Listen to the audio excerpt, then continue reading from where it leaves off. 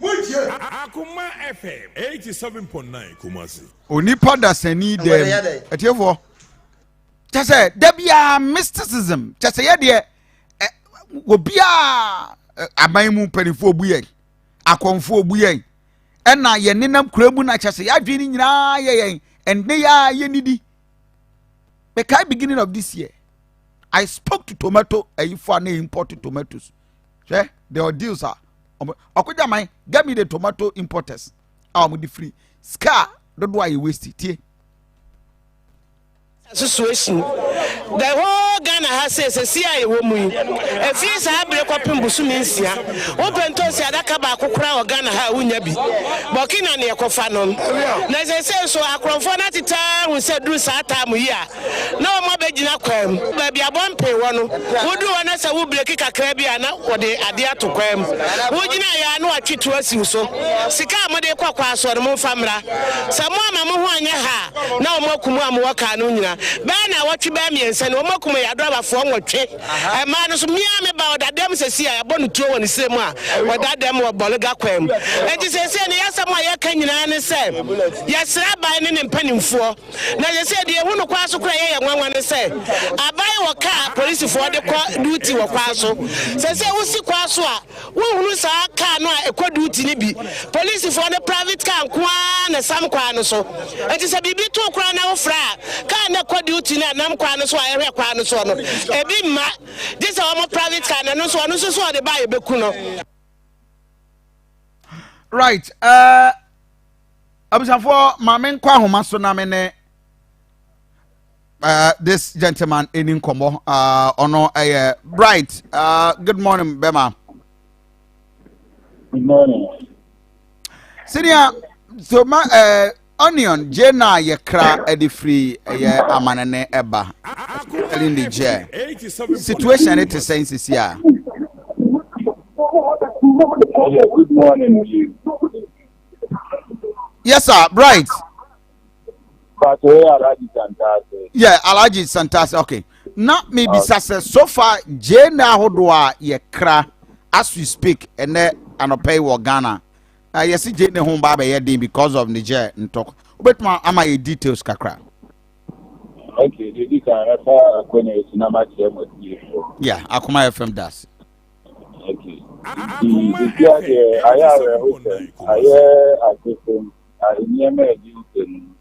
Ghana this year Diabu. Akofa Niema and I'm passing a suit there in the coup. The new one we are camping cars over 85 parts and Caribou Kumasi. Ever entire nation. The almost a cars name, but even a new one, Korani being swat and a cars and a song of Publicina. And right here, you will need to say a book. Ghana this year, they need to cry the work or more movie. I have to see cars in a 5.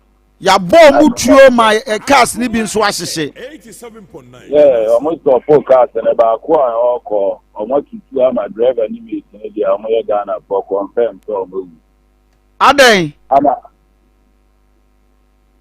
omo ba me say Boko Haram force again say the ni na e fa na omo to border ni na omo ye so omo be fa Burkina na so one more omo kwa na Boko Haram for no mashika and Bako 5 killer and Yemano. Hey, and our Mashi Bako on a year or my shika or Mushi 2 year no driver no need to do and a Yamana top for more. That and Brady see Akoma FM and all the 5 cars in Ghana 4 car. All 7 cars in Ghana 5 cars. 7 million Ghana card by others in the report about me or not. If you know, I'm here on market, you know. Yeah, you more than me. Yes, 7 tracks na super incident in our home. Hey, this is serious. So for now, for how long are Omaya stuck at the border and Comedy Jane in the Eba? Since when? Since the one house is a coolness, you know, I didn't see a normal block you there 14 days now. Akoma 87.9 Kumasi. Nti Ghana for two ama confirm so omo Boko Haram attack omo as a result of sanko omo turning to Burkina Faso. Omo wu ohefa border so. Ufi Dori. Ba. Infinity honum na omo attack omo. Dori Ekofaya no. Eno ye Benin to hefa Benin ne hefa. No, Burkina. Oh, okay. Ufi Dori ba. Benin o de omo nje nyama na e ka ho na de ni nyina ase a omo tu egu. Wow. Nti Burkina Ghana border no so na sisi a we asi. Omo de omo nti border no ba reach o ne se Boko Haram for na de kwan so afa. O ba. Think na ya e kofa Benin omo nti omo tu. Na mwanya any police escort in terms of security biya. As a friend media no anymore. Yeah, Ghana this year no cry. You call Ghana embassy or call report to say or money beneath one kasa. Na ti man for na e be ku no mo bi kwa na e mfa nyema na mbra. Na bibi o ho money o mo be ka na o maka no. You call ye up to now na ye refer mo o be pianka indeed piantefi. Na friend media no fa o be come out escort. Sisia onion bags I would be saying na aka was over 80. 85 tracks na by so far you nya 20 out of there. 20 ne there. Emuna ya shibi no mo. Ebi nso de o matutu egu. Ada sene so atene a o makofi nyema na gu ni there hono. Wow. So far o mo report to aba me hono no. Ada sene de nti o mo nke so o mo ti asi se o ma ye. Akoma FM 87.9 Kumasi. So are there way to us so for the next weeks what implication in the saying the NBC or Ghana? Oh, yeah, Omani ye ni ehwehwe. But they will also say Koswa and never be bring because when you know there is one big company here, Nipa Boa or more, Obakwada market or more between you or more no dia say yeah game or more no dia ni tun na Omaja because nyama nemba Nipa mbedu mo Sunyani Boase Bogoso Tapa so far here omuni na mandi da oba omuni na fi omunku ase ho ne da eye kwada so a na mbe ti nyama no me do pa edeko nti edeko so a lot of unemployed in the time more. I think what I can see.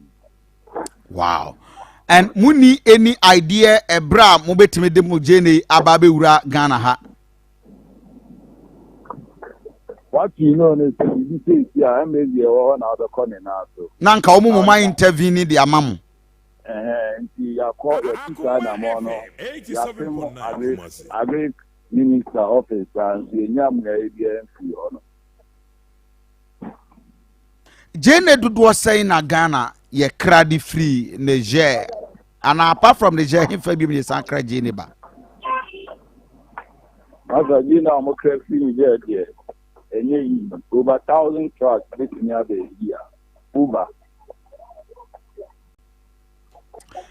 Ghana me ba jo ye ni ankasa nso in a percentage say ye kasa okay yan kra Niger de ne ma Ghana ye ni abetuma fidie ho Jene. Why not? Niger Emma ono dinima o mai dia na Ghana. O mai nyanye hira o mai usi abronsan kra no anti na o tinyen so bi unse etu efu. Na Niger aye de to musi to do ide unusa why not Ghana? Currently ye nya mo Ghana Jena mo ton a om de ba ma mo ton. Asante asima gogo haya ejeje ni. Na nsin kra no amu ni eki. Ba kade na o de be no ne water supply no emwa bibra ni je fo ni nya free aban no no aha na entita Akoma FM Anti say eyensa ase ni nyina timi fata Jena yedua yeye but just say wo mo dua no timi nua no kese because wo ni ho akade masa the American is a boss FM or Akoma FM is here me no kase bi die na edisi Yɛka Ghana asɛm ɛyɛ ɔman bi a nyame ahyira yɛ a de penu a wopa apete na ado agu kwan ho adeɛ bɛte no bɛba na asisi. So for now as we speak, the last time amunya JNA from Niger mutimi de ba da ben. Last 2 weeks. And since last 2 weeks, JNA bi amunya mai. 87.9 Kumasi. No, JNA bi anya mai. Adi Nigeria JNA bi amode ba which embo aye kra. Oh okay, Nigeria so mo di bi ba. Nigeria na emfa baba na nsem yenya we no nti. Omo ana de ba. Nigeria for na le look track na de ba. Omo de be du na o ma ton. Wow. Chesa okay, omo anu lodu. Enya mo na mo kwa akofa. Omo akọ lodu na omo de aba. Na omo aba beton no Ghana na omo kọ. Na omo kọ. Hey. The country belong to. Hey. Akoma FM 87.9. So in my tese JNA ne bo kwa isi amatutum. Ana make us idea Kumasi. If the time Greek ministers, they say Kilipa, they compare Adiwe, Ghana, or Munia Adiwe, a Copenhagen, DNA, the Abeti crew, near Neda. Baby, I think here and GBA and car, ye nebi. As a friend, Adia can they buy a ton at 750, they almost on 6,500. Hey! Or the back time of the time, on one general opening pastoral Nigeria. JNA na moton 700 wa Ghana hano 1,500 the same bag. The same bag. I know quality in the na eba ne. Jesus Christ. So the embassy no mamu the Greek ministry enka hwenkyere mo ena mo cast no enipa tu na wawuo no pacho o motimi identify wo mo emu no mahu emu no makofa. So far the say ye busa omo a omo ni omo film no amani omo timi de ma ya no ba ye ntimi ho no de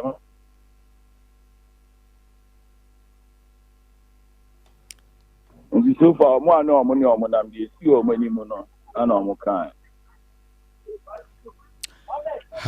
Senior mamina wase Observo aye Alhaji Santasi ena mote say ne no kasa no na. This is the breaking news. Got 2 Ghanaians shot dead war Burkina border, all because union drivers amode JNA eba over 80 cars got stuck Burkina Ghana border over JNA amode ba Boko Haram attacking 2 of our Ghanaians. Several of them omashisi omo cars ni bi ema ebinom so ahwere won kwa.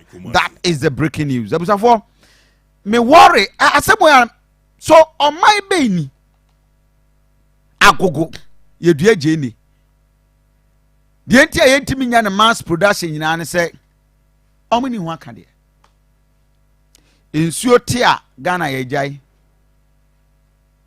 eni ati kroma na nsem hunu politicians akoto afriye and am I planting for food and jobs and am I hey hey I got every young Greek minister. Brother Shepherd is not doing very good. I got every young Greek minister. Yebi mira who we know Saturday I don't know but it's a bay use a day you Ghana say near Hoshu. You near Hoshu. COVID back Roma we broke down. I think Russia Ukraine back Roma we broke down. It exposed us. Niger Ntokwa akontokwa nrechi ya shot to JNA. Wo mo ankra nye ntokompo ya che omo president Kennedy ya shede. Say wo ya many president ye do a shede. Ya shot to JNA. And one ya shot to JNA. Rade yakofo. Edi akazu ebenom. Akazu ebenom. I go be very unfortunate say. Tomatoes for e wo kruma. This is what happened. fresh tomatoes no so aya se sabre de ye nya hade this Burkina de ye wia no ntie de na nti Burkina de no na ye nya ne sesi enso sesi na msensesa no ekosoro no nti no ama eno nso kosoro de me say no 5 series and 2 series and the other one no see 2 series and we no so the action konkom no eno say 25 nti sa na sesi ne ma ne bo akwa kodru ye sensesa ne kosoro tomatoes ne de ensesa ne kosoro no yenya bi no I started aya you know there ensesa ne kosoro na ma na like 15 series any 20 series and I say sensesa ne kosoro nti ana amana basa 87.9 Kumasi.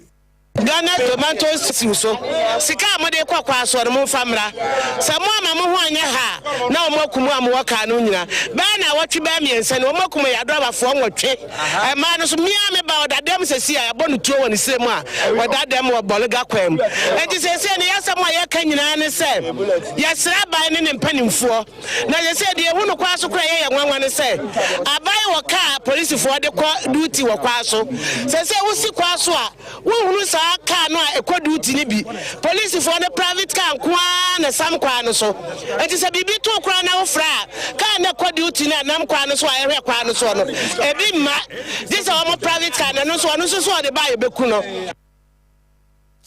Jebi tomatoes for wu jene for wu Ghana we are the mercy of everybody in this country. So Kofi, what happened to Akoma that tomatoes? What happened to I mean mass production? There was jenny, ne cabbage, ne carrots, ne sa. We just don't have the resources. Irrigation kakanke pesia ebe maye no ye ni bi wo ho. And you waste millions of dollars and you go all in the name of planting for food and jobs. Waste. Populism.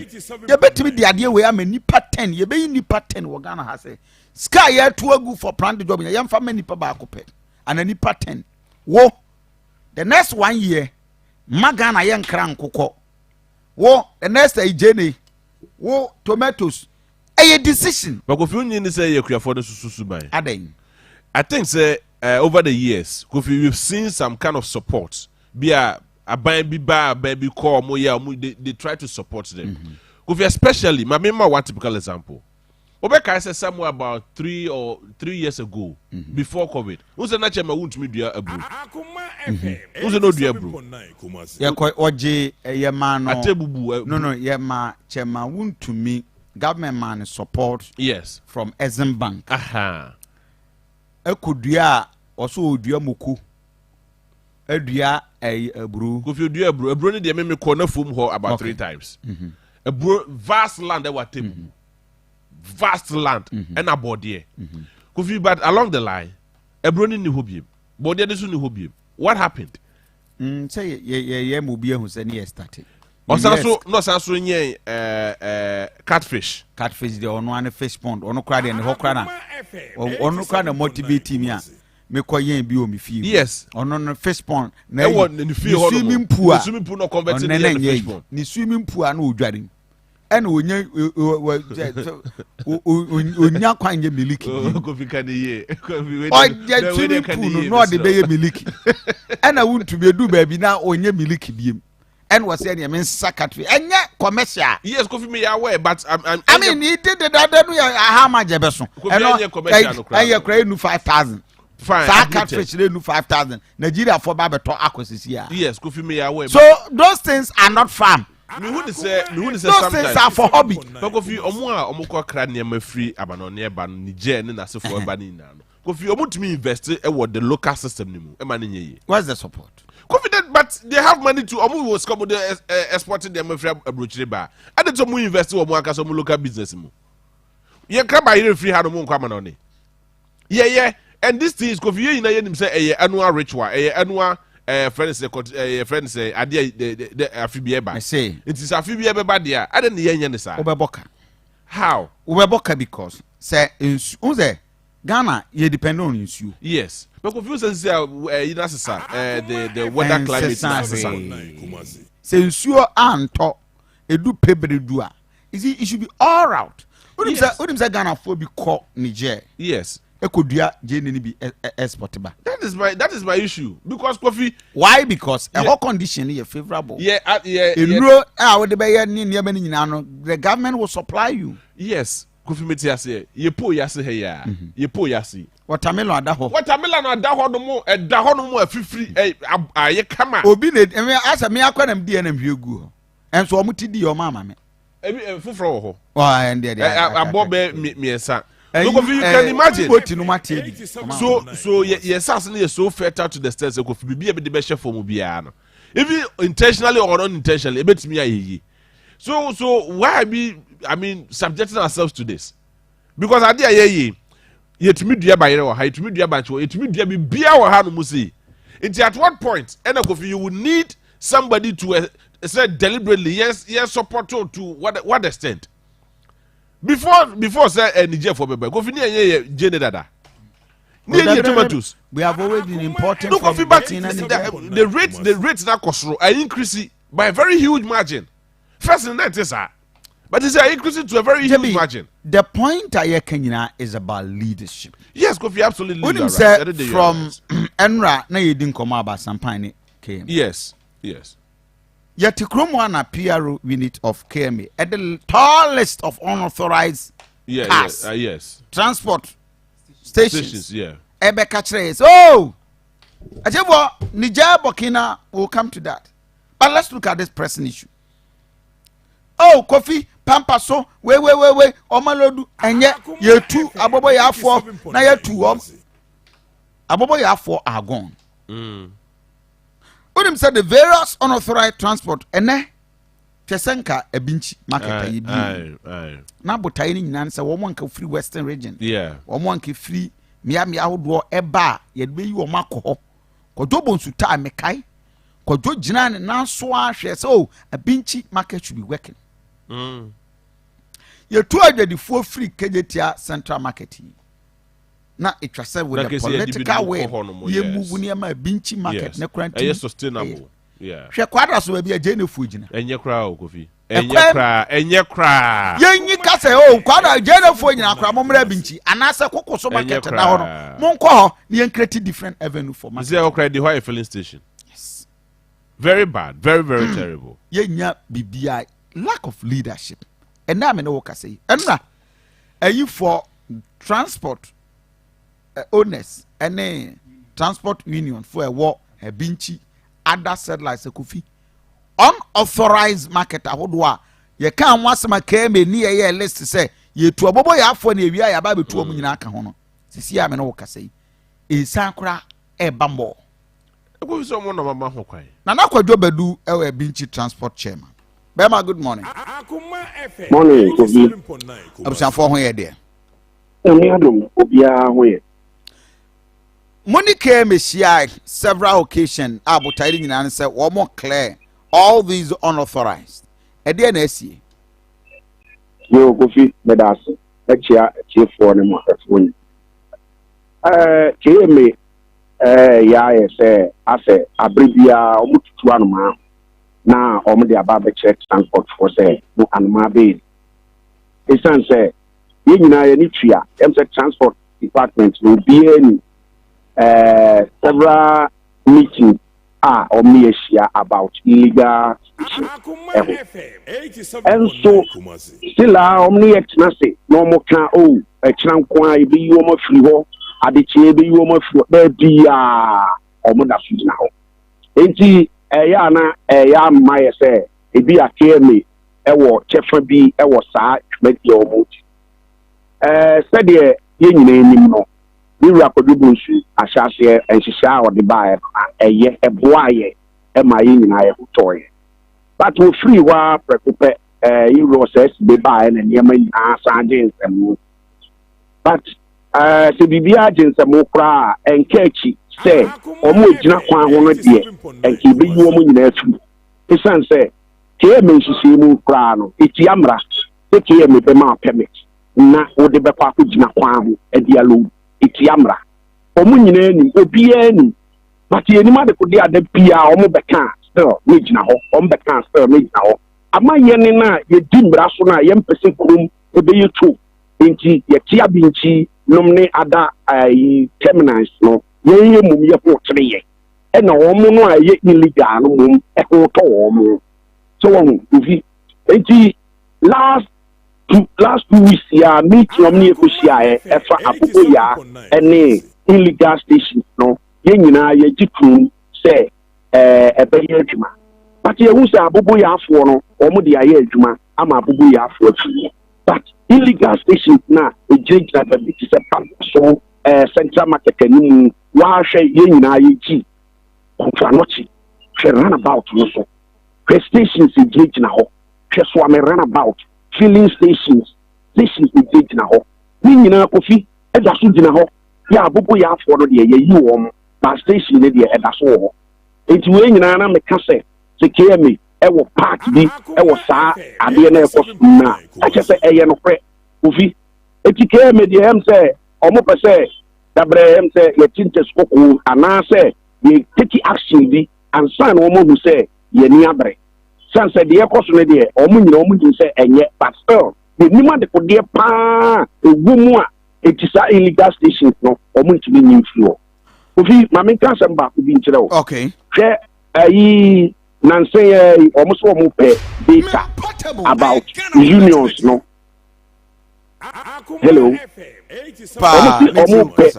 Almost one pay data about unions, no. Who pay data about unions? And new unions what terminals now call more and one with this answer was one. But illegal station now will cast will be too no. Or when you know more could do with data. Kofi, it's not just a BB because here na here terminals the cry no people no money o mo dates but o mo gina kwa ho na e low so no mo di o mo dates ofintu ga so betu ni para na eye no kure so obitu o mo ntimi ntu ana say bibi wo I am say o mo titi mo o mo piti sa na meka no o mo titi e mo o mo piti for how many unauthorized transport operators and our mankasa e wo kruma sisi oh, see, the MFA say were 24 unions. Unions near 24, and they will come as but union be our baby a KM a man or approval our or year Asante. And these effect ben as unauthorized for the bremo moi mudim raso de yamojuma. Kofi, they say you. Memfa baby anto nche memfa kigiti ankasa enye example if kigiti inside mo de Takwa station wo so ba Takwa station na Central Market Takwa station na Pampas so ti ase Ofodia station e wo inside Accra station e wo kigiti inside but Accra station twa kigiti a hu nyina ahia hwe yenye wa binchi enche wo ho Asanko wo ho aboy ewo ho Takwa bogo so wo ho but sa stations ni nyina se twa ye hu nyina hia etu bi se Kofi ni pakro no obefuka ewo sa binchi akọ central western region let's say bigina Pampas so e bigina Central Market enimu a Kofi wu anka abekọ hin na wow. And the assembly no one more trans kasa what are they telling you almost saying last meeting yeah na make say omo kan issue ni ye apopo ya pragia any illegal station and some miru we no kan enti se pragia for there no atunya ya adwuma illegal station no e dey ntina enti nya adwuma omo a yeti wa no omo afrey ye wo wa no omo afrey no mo attach me say ade we na ekoso no enye ye hu se eye illegal enti mo ma ye brese ana se mo hwe ye ni ye be ye ko adwuma so and so you call me to omo mo kasa wi a mo be kono na che se de tie eno no last 2 weeks I make a call me to me papa Smile GPLT regional chairman papa me chia wa no pay what can sem bi e wo ho em so o ma dwena amaso wo ka kire o mo say meeting we nenka omma woni proto chairman nyina o mo kan chenka o mo ma because o mo from asem kro no a say be o mo ye mpanimfo o mo numa dooso Ebi obi gya de kora oyem na waba meeting no but asem na woni ne beka no umfa nya adwuma entine nka omo mpese omo beba meeting no but we dey omo back for the last no ma hwe dey omo beye so omo betimi aye ho adwuma ampa because asem we what chairman any GPLT regional chairman omo mienu omo ka ho asem omo ka sa tia sa de no a because e basa omo no branches no e na ebu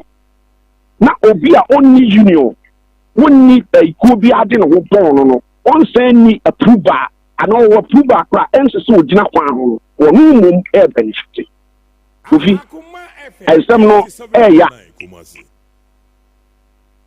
ensem no ya papa e kwan ya ke me for the afaso since we were kodobos e free ho you were osesibe e buy osesibe buy de ne magi ana say ya the things abre me say kura de me nim nipa waba say care me boss wo ho ana say bibia ti say I don't know because the entering me nim ade a or what say or person or yet part transport and one such as a near mada ho trasa near me say pasa e kwan wi nenka ye kakra bi but e cost one still e bi ko because me bi wo ho no ba bi no wo hwe na say e kwan ho fo ni titi ono nso enya de obedi a ono nso wagibum no akopɛ baabi agina so enti ama yi say e kwan no fra dɔso we say 77 brothers we ye nuanom ye nuanom hemfu ikura omo transport nyina e de omo ho agini akogiri na kwan ho lu aden why station na omo ewo no emwa omo obi anso afiri akogina kwan te na omo so afiri station akokwan no bi Saneke inti tisi yena kasa ye adwin se ye de ye nkogina kwan because the kwan no me de me can play ugina kwan ho a wo ye adwuma e make me ugina kwan ho a omo juska enti me de ye ni we ada ayi ne de enya de asabe ye ne ye yire ne ye banye bi ni a ye be kwa kogina kwan so ye ko ye adwuma amake me adi wa bra ye tua ne ka enti ye da so ejina baabi a ye gina no a ye adwuma akra na Kofi emu ye the sense ade no say ya na say se na utu ka mienu a ade beti no maka baako de besi mienu no enyema ubehuna na watu ka baako afi wo de baako sim kura bi e bebo be tre na enka ni ntu so ahomete all because who person with dimra so na kwabra na igina nkwanchen a wono so Kofi asem ni nyina no yen aka bi nti wona de ya ye ade say enki be maintain menka wo de senka wo mu free wono class 2 cars na day bi ayi 20 into 2 cars ana 3 cars ayi into 3 cars ye be manage but still ade ne kwa na ekofo che ayi adishie market opposite udi be re ki wono Kofi 87.9 station bi wo hono a eya ahomachi station omo sole ahomachi ba omo tu e bebo 9 na omo afon bisa say union bay e na ye adwuma 50 ahomachi 4 ebo yi anopa 9 na wafon on wanya de odubeku to mawi cars obetu wo hono ye na ye tua yi permit ni ade e ma kele no wa bi nti wo no wanya bi say no kwabrani no ofu butom ori anu akoma kere mebi no afade aka se butom na ye yeti ovi emoya pa minia emoya na se enipa enya botra bia empapa ma kra ye say more or less omu good at transport sector omu kuno wa brasa niema we na uko other regions na who bi ade we time Kofi me no kasai obi onim ni bia nim say me ye chairman de but me say ye driver ni me de ka akokwa so ye takwa ye adwuma kotakwa me am tikem kotakwa me kodu first near wo all station municipal ni chance ya no mu say no all station no e ho ni chi because takwa this station wo Kumasi station Bogosu station wo me ade e kwa no mo ko ni wa toabo obi a wo takwa bia nim sa asem ya me o mo ko ni wa toabo e ko sisi ho e no msta bi mo fa Kumasi kwan so oboase du kwawo Masi any enchi asenko boardie nyina mo nko ho nyina ko kuni ofi ade e fa ni say first na ni wato abona na mimi no na enhye da nye kro bia sa e kata kwa ho na enhye da nye kro bia but transport no ko ho no twedi aba ho amanfo sisi stores wo ho no ma o ma start eye adwuma na ko ni wato abo a corona asesa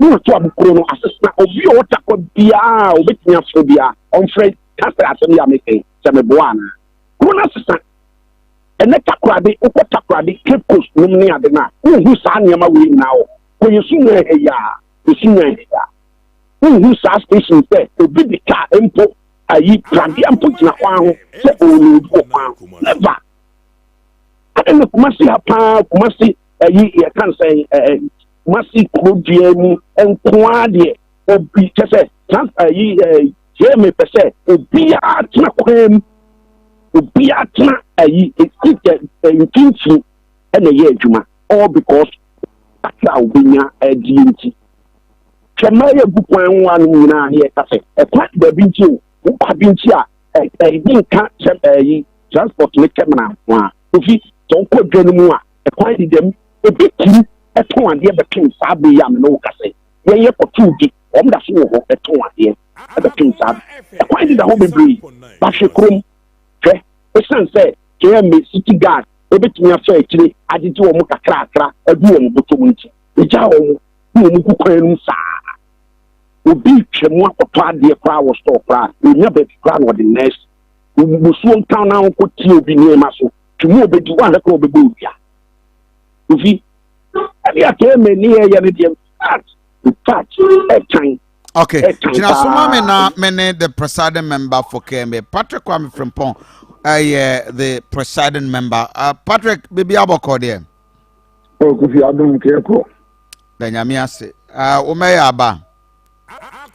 Yeah, me just say about the Accra and then the other Kumasi. Oh, okay. But unyame do Kumasi. Yeah. The last time I knew din kombo na aboboya afo no we insurance on be free krunim. Sisi a o free Central Business District ko. Yo, sisi am no ka say dey ye hwe bi atwam ne sisi ni dia aye. Ba na am say eyi ni pa ho adwuma na wa na mra na wa hyenje dey agunya bi amomo bu so. Wo hwe enra na aboboya dodo a na wukum so enra akra no. Ense je nsaka ya e dey dem less than 15. Now maybe I need to meet 50, 60 near the other things. A sort of Gusua, everybody say, and yet here, here. I saw the tea, I said, then say, now, yes, Senna. Who be this in I can't be meeting at the sequel. All baby, I credit you for the great Accra, air Canadian, and Kia Media said the Ajum Huipa, about the last 14th of August. Great Accra, Jacob, Council for kind. Ni ba bi mu so mu se eyese o mu ba kra na bia na nkade aye no eye nti mu mu aye ni yare nkamu na yenji kru ni. The purpose amode ye we ni se ebema kromate as we speak ye ne chairman Nana Kwadwo a ono ye Abinchi market transport chair as we speak ade a o se nipa mo tran se share boss ye clear abobo ya for unauthorized transport wo me am ya do nyina mo be to aso na mo yi wo mafiri ho no isi akra de eba more so as you are milking the system and baby where mere no na musan what is happening minim de krono so the kroma na de o free am kra brim na kuma se tere no so we ka se krona se the first no him because you be some konkra ni interchange kra ukoni na kuma se dan tini free from kra ma asam adi so ko na kwan kra na beji na bugu nti kuma se economy we possible am say dey all kan adi bi awu bi ano untimi kan ni na ndom prekope nti se ba beto se ebedu abato a ye won se ya approach for ye and as security officers no mu yes se bi abato ndo koso na akoso asu bi samre no ye fa ye ni nkosi se be mu nu elubone so anase an robbers ye tia robbers ma approach for beko ba bo kai ne abato en se ba be do Christmas approach for security officers yes for the Christmas so the day between abuana bronya no asase no na wie nya ni nipa betumi di na sundiem samra so no da wo mu bobi so e kan kwanse se du samra ifa dodo ne tukwan enti mu bo kan kwanse awu da wo mo se bia kan kwanse aso betumi akofom sana assembly so wani so yes enya bi atwa me ni di congestion so di congestion abobo ya because na abobo ya for kra any system the di congestion na you traders a omo wokwa omo tete kwa na yetu mu from na akosi agement amba betime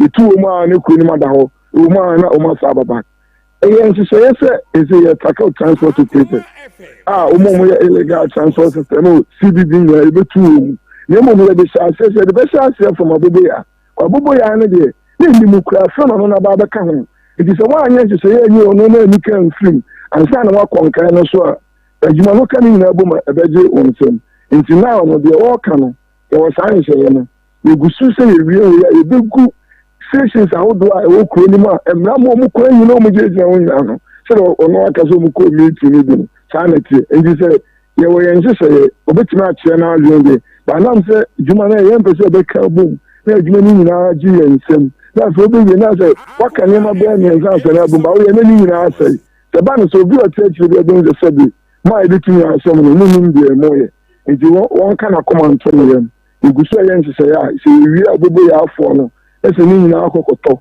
ese kaka kredi bi mbo ma akoma ye wo kana ye bekoso na no kwadwo Asante ase na munya ya de time amono wo mokasai ovi on media na ode asem ni free ban ye saa ni nim se TMA anasi kuma se ha teaching politicians no nim se saa na ode biom de ye o se ofi de kobrunyem 87.9 e jon se kuma se atwa we una ta me mranya adwuma ye ta me de kobrunyem na ye beto aba so enti bibia no se TMA be ye no wo hwe na se brain so na ontu ya en wo de ko ti se ye de kobrunyem bronyem akasai e drewie enti o apra na saa issue ni mu nso ye tena ase a ye kan ho asem sabe ye say atwini ni dansan ye so ayi ni ba ko anu ya ba ko na se mo se mo ye saa ni ni na mo ye we ebre no so kwa na eko enti afi obo obi oba kan ho asem no o se ye be kobruye enti saa ka no emra enye adwuma ye saa na da bia o mo ye tubo wa ne ye ewura afifufuro no ukwa kan ho asem o se ye be to aba it's 77 trade as a sabio say for my be so ye to aba but ye to aba emra ye do when ka say ye be to aba emra ye adwuma my be so bunya ye kan han kwani bi but ye be bunya emra ye adwuma the bi o se ugina no e no nche se bunya nti ugina ho because one ba e your mind no na e affect you e ti ye ma kwan hwe e yi ye kan say on emra ye adwuma kumase a TMA e de ye e start from anopa 9 ye e bot 3 a emra ye adwuma pim e wo kumase abontie so e bot 3 10 TMA e bia ye adwuma obi asumi ye de ope e wo ka akwem e duru meminda emra ye adwuma kwasiada emra ye adwuma meminda kwasiada kra de ni mu bubu so eti so mo se mo de emra ne ye adwuma e mo ye se e ne de kobrunyem e ne be to aba e ne be yesi emu mamra no enye adwuma pese omu ati ye saade na hyase no a enti ye bedi bronya obi enim se ye bedi bronya but no ntrese fata ko gina kwem menudu enti ye oka ne me ne nya ade Patrick. Hello. I think more approach to some of these things. We were exposed to the Pandora box. Kofi. Yeah. Opinion me answer some can say one tiase. Me di enfanto ho. Me nkase be di bronya ye nya adwuma. Me di enfanto ho say omana enchi so yemu no. Ana omana yemu na me bia wo enye ma nipa de na ni ko ho. Abia me na adu say approach. Ma nkase nam say bronya abanti. Ye ni di congestion. Nti se ne bia na atiefu etie mi do so me. Ye so say dogo na atie ma say bia ono no ba bia di na atie konko. Di etosu bi o say KME free now o'clock kwa na mra adwuma and asem na work am no be say make asem no na adu ko kuni na 18 the city gas ki abaya adwuma na so say 8 city gas be ko ebe diploma na ebe na o'clock and fan na aso kunu ni nipa ni bom se wo ya no mo so ebi ebobo ba ebi abe 4 call ba ebi ni bia because mo for 5 na se bi mo fi kunu mu kakra na nipa ebum raso saa de na ekoso no emu na se education mo se nipa ni raso because wo ka kire me se teacher ni so nko class nko kira de this police ni na wan na wa kira de wo ya driver ni wa ko driving license winning said the driving wants to say ACTA I don't say this MTTB the driver wan na wakakai doctor and other nurses so mo ko ko patients doctor police no mo so ansa no adwuma so mo ye it is any plan o mo bu mra so no e me ni amoni of amoni abusuafo eni ye kromufo na o mo bu mra no so o mo se na di tumi na say en zabe but the tumi se ni pansa ni na ya dike because ba se kromufo ni aka so mo ni mra no so ya ntimi nti o mo da na me kan be say sadie to se ni na se sabe en tampisi ni na no ye de na mkonuma apasifo ntimi nti ni na ntimra ni padodo edi so na kakra bi foma na matie yi sankofo ya de afim nti sasa na o ka no menene ya adwo esikronim but kronim ni no ayi na ni na se konkra ya se semro mu di so I don't say nko ekro mu di semro ni so and now regular connecting card se flagrant na adwuma e won kan redu ene ya e be chance but ya kra di ya chance kakra ensentro bi o mo peso mo fa kwa bi so se no enipa bi o mo fi bi so mo kan sam se no ade so ya de because of that ebi ya kwame anaza akosi na enti ne preso de se ya China money near my near Tikuni,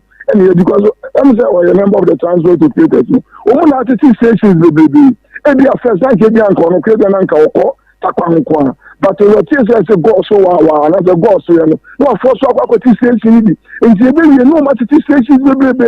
And you know, station, Muke, me for Nankasana, Mushe, Muji, Muskedi. Kofi, yes. Some because they work on and yes, I'm here. A bit yes, instructions piano. You won't conform to Shas Ebuaboni, said an BSc passport office. Uko security may be or Shas not clear me because it remember say, yes, clear me because I members because transport station. They say staff maybe it will be. And I'm assuming you're a presiding member. The 12 is an inconformity bar say, only illegal transport operators. Omo jiji sika agbom no mo dia breme because omo ye and I'm say me ye bita abra ma beta ko na yeso because me pesa me ndo gu ase na me pedi mpa enti se mo amotete kwa wa mo say so na so mo jiji sika bo ano de breme na so check here me ka say di congestion ma mo ba tsa kwa tena ba bi aka say to sade member no kra me jiji sika breme me be ya assembly member be say di congestion pe me echi de because ade ba kwa me pedi ori ase ba me say e sim to si format kan sika boom before because I'm na ujo muskano what is what to mo kra no kan unje we bi one dance so panyin ne discuss comment me tie ba no nim say o say ujo enti de wo kan no kra bibi akoso enye bia no wo benya o safa o mo chance ai no kra say yen sem no be say ye kan ye ma bia akoso kan akoso pen ne say the two radio so kra na seven previous I think say Asante no kra no be gas it is so be diplomacy enti ne ko tumi bi de ma o show the auto security say na be tia enti Kofi you know I action e no de e be sise ai o ma e hu bia ye gubi e bi so on ma ye o ma fanyi am me ka so ya so me no mo ye but say obi de bia o ma meka agora mo amu be sise eja kwajo Akoma FM 87.9 what is here? Maybe a few what's she buying? She won't. She would demand. So, mainly behind Dino. If he run away, she on a mini issue. It's a man who can about me to know and not if you. It is a mini boom ranoso. Now, which you are saying, she now also now. So, yes, I say, means so see them in two. So, unfortunately, you are. I am clear. Say transport for a being an American because the reformer on to me, I would try to say that the make of the Midway. It is all no baby are the man so on you or this will be different. Eh, yeah, Juma, I affect you. So, what share not M1 or the Kofi. So, what you say, Target, if you are sassy and I sassy and only Nipa and start to go now.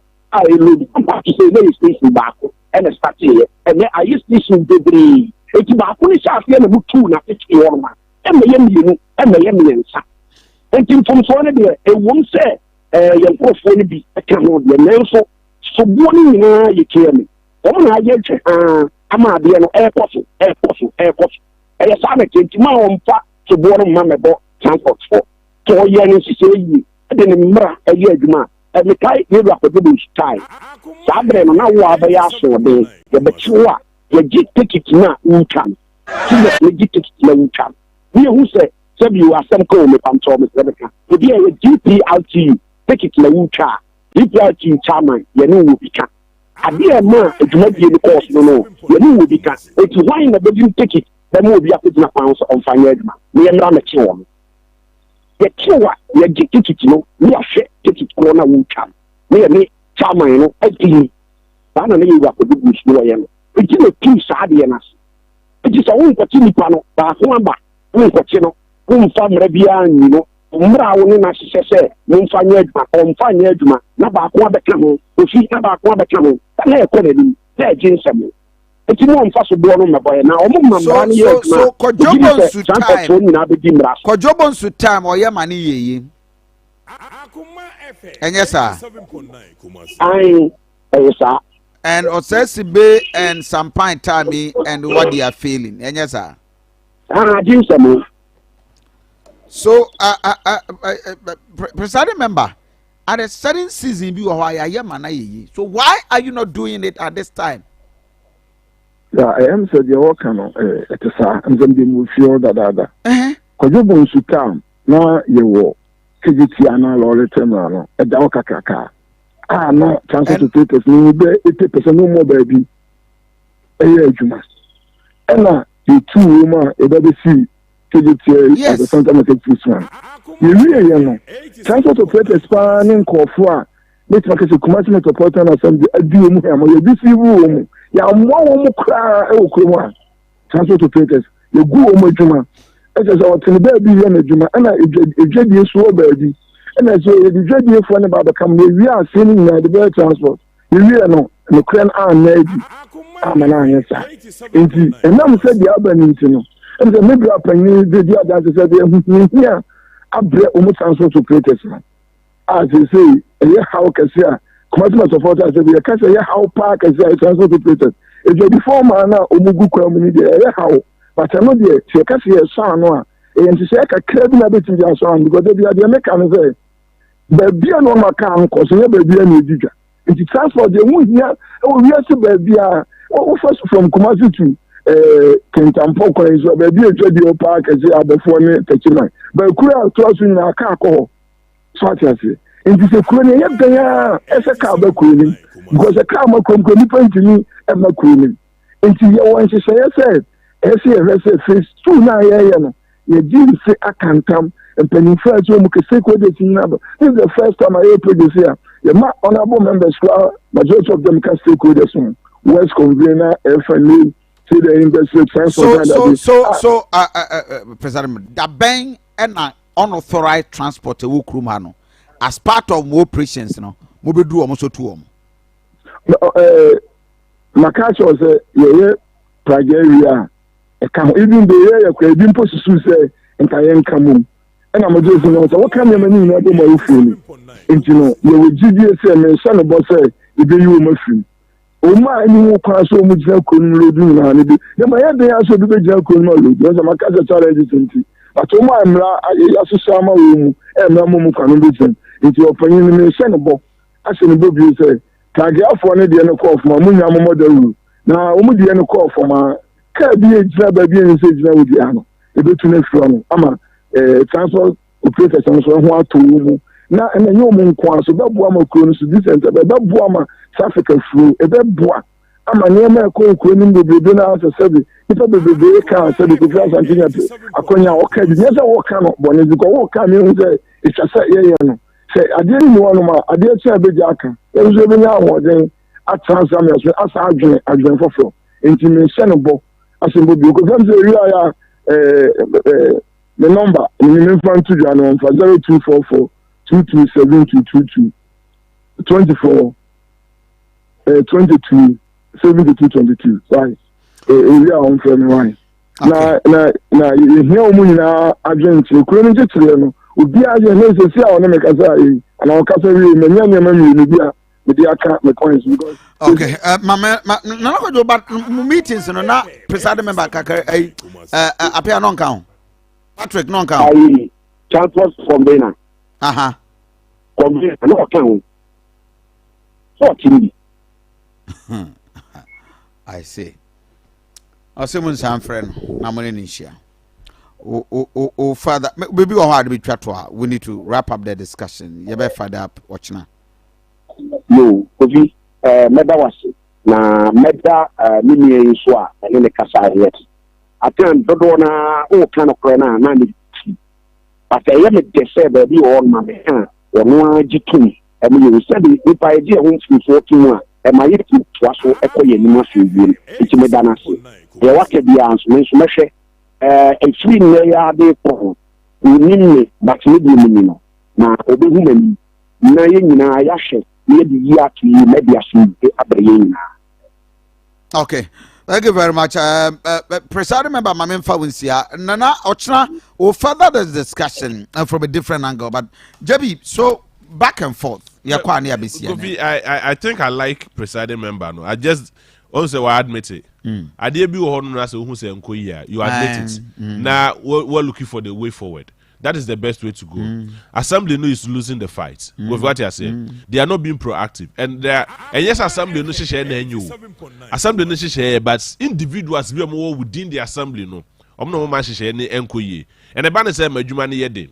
Because Kofi governance a continuous process. Jade na kojomus ye. Na assess be by say. Na sampan by the assay cry. I mean, what is this? If you know that governance a continuous process, kojobos aye fine. Assess be by assay. Sampan by assay cry. So who are those people? The assembly members are not more with you kojobos time. No, you can still find about 60 or 70% of them. And that's what assembly hall. So dear Nasisa, I think say my system and presiding member scenario no my and say edubro nya time I wo mro mo hihye ne ne mo ye ni na Kofi. I think say emra na anya adwuma from day 1 from January. We cannot implement some rano December. No, it will not work. It mumia who that these are the layout plans.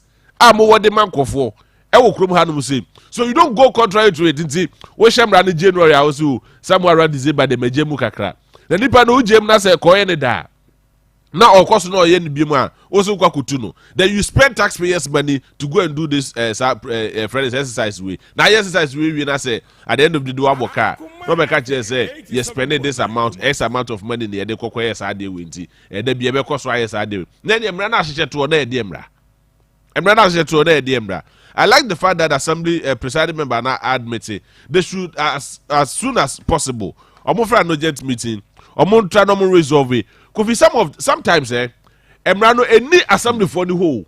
Sometimes Emrano omon betimi implementing rani ye pa ye the operators. It is so they should engage the operators for ni na. No making sure say omomra no mo akasa hyehyɛ they should get them involved. Omo get you involved there. These are the people on the ground. These are the people using them random with the ejuma.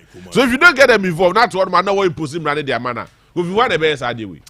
Ahaya Akoma 87.9 FM. Yemfasidama Boafo La Quinta Lodge is the best place. In the next few minutes, we'll be addressing the president. La Quinta Lodge is the best place. And there, we'll rest kakra. Nipa bebre. One thing you need to know, and it's you will have to get a peace of mind. It turned down pressure on the bar. Kwashe baby na jojo aboju sim and just relax and take some of the pressures off. Na La Quinta Lodge ewo kokoso he ya last stop be White House. Na ade a fair then say the environment is very serene. Ura ho na utimu zempa ojojo internet ho swimming pool boys with gada makwa ko sweme kakra na enema nyina atimi akoyie. Afei o event bi na pesa okoye event a and one say we do any actually La Quinta Lodge. You obey nyina say we the wedding adoring bibia ko na koho na kokoye bibi papa na jiweni and omo no a very very wonderful place. Your bedrooms ahodo double single na obetumi nso aye momo e de amaye anase obetumi nso atua cash la Quinta Lodge na me wo kase udu ha ye ma discount den diza waba kuma sana wo pay event a ba bia wa sumu bedwo na wo ho atowa number ne 0533844244 0533844244 and 0531259741 0531259741 na bibia timi akoso JB enra nipa tere ne ma o mo cash out ene Kofi na so be ene me cash out obey say bienu ana miensa ene you have opportunity so be start at now Kofi because shebe 8:30 na dodo aya me first draw na 9 nso my event for start now cash out Kofi say ya de menya bi edi obedi ya de bi atufa obi to ba ko pan we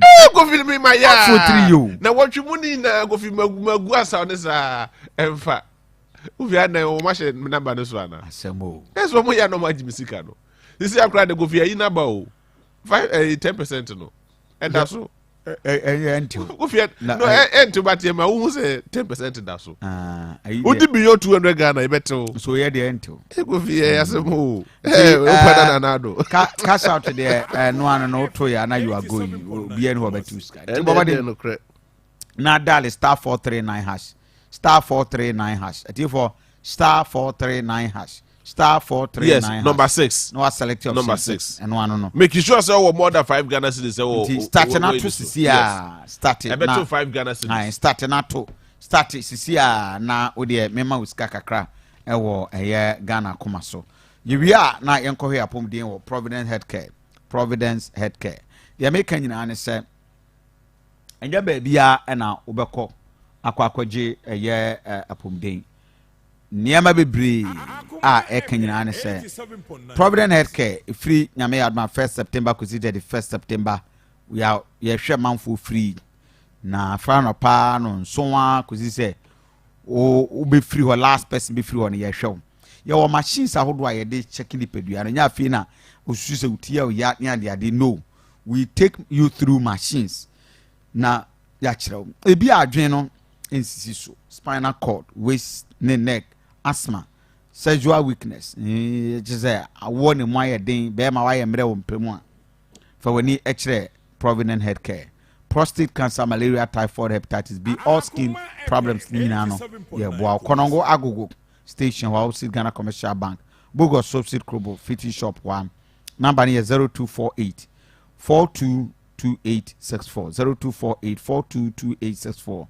and 0506 830210 ebacho empire ewuso a ye de machines ahodo aba na yetwa blocks 6 inches solid 5 inches hollow 5 inches solid your types ni nyina bi wo sisi a me no kasa yi behu eye empire super concrete blocks aso ye e obebu santase epre na o branch ya bebu ho a na udu ho a ene ye wo roofing sheet machines ahodo nso gu ho a chi yetwa ni yetwa dodo a wo pebia pa chese we wo binku na we nifa bobodin na for wani kire aso ye na ye moa empire super concrete blocks quality roofing sheet na yema ibia enkoso ye emaw your accurate and 100% compactability number is 0271 144444 0271 144444 and 0208 396424 0208 396424 yanumusu and one is Z natural mineral water Z natural mineral water insuo ba akopa ye ka ho asem eno no Z natural mineral water say men kan cho say 100% insuo are to underground 100 meters and ye dey akwa underground into insuo na wonom no na bibia e de na akwa ma no pay kama a eboa wo me bibia akoso e ba cho Z natural mineral water and any healthy water World Health Organization and memu all the agencies o hospital credit because ba wonyimo mobody na pebinu 0244 640294 0244 620294 0244 620294 that natural mineral water and one in suya ye nyina yeguso a yenom anopay bebacho o pasase a manso bi ani ho na eda ho na ubetimi nso asidan na ubia meka se na ha no lease e wo so bibia ye o gated community a ye frase na ye si dan awodo beje asase de bi na you design udu akropon tabre between akropon and tabre benkum ne so a buakwa menhia kofu du akropon junction wa gated community a eba nti bobaden wasum badwo light ho CCTV cameras ene fie no mpra o de wa wo fie kura no mpra ho ye ne ane be bibia ma frɛ number 0209253339 0209253339 0209253339 na 0246211422 0246211422 abusafo na wotwe we need to address the president and obey Mr. President. Good morning.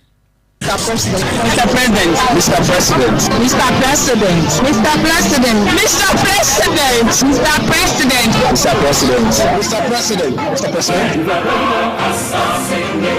I ask you to be citizens, not spectators. I ask you to be citizens. I ask you to be citizens, not spectators. Responsible citizens, building your communities and our nation. Mr. President, Mr. President, Mr. President, Mr. President, Mr. President, Mr. President, Mr. President, Mr. President, Mr. President, Mr. President, Mr. President. I ask you to be citizens, not spectators. Responsible citizens, building your communities and our nation. I ask you to be citizens, not spectators. Responsible citizens, building your communities and our nation.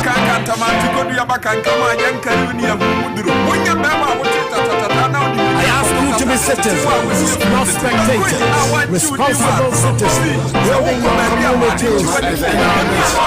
I ask you to be citizens, not spectators. Responsible citizens, building your communities and our nation. I ask you to be citizens, not spectators. Responsible citizens, building your communities and our nation. I ask you to be citizens, not spectators. Responsible citizens, building your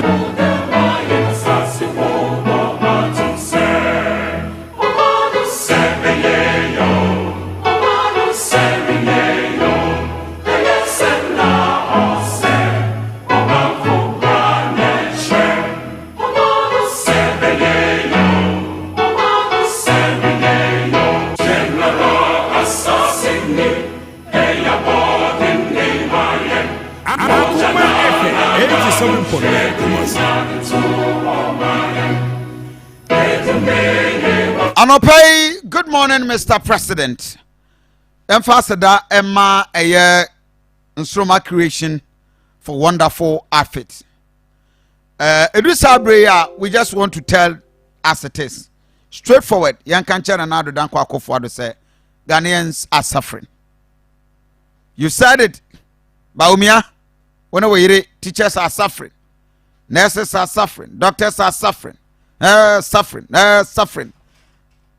Mr. President, on behalf of 35 million Ghanaians, we want to tell you that Ghanaians are suffering. Niama wotena opposition a uhu ye no.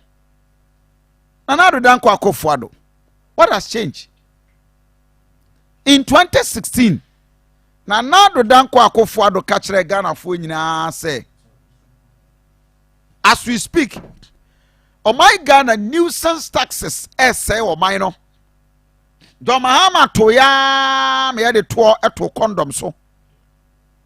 Eto to second so. Di na tam catcher and say no. You are incompetent. Na se 20 ye di echechere man 18-year-old boy. Oslausu se ne ba a wadi 10 years. Obaba beton man so no ogige to. So on September 8th September na my Ghana 2016 8th September Dr. Baumia edit to Ghana for him say no, any country your tax policies are hodwa ya dibu o mine And I pay the premises of our discussion. Me do wakasane. Na do danko Akufo-Addo enra and a betting tax. Start here. Boy say ja. Na betting tax a month for can wasem na COVID levy tax by way a withholding tax on winnings from betting, lottery, and games of chance. That is the name of the tax. They are polishing a kama. Tenye, withholding tax on winnings from betting, lottery, and games of chance. 10% any diaba.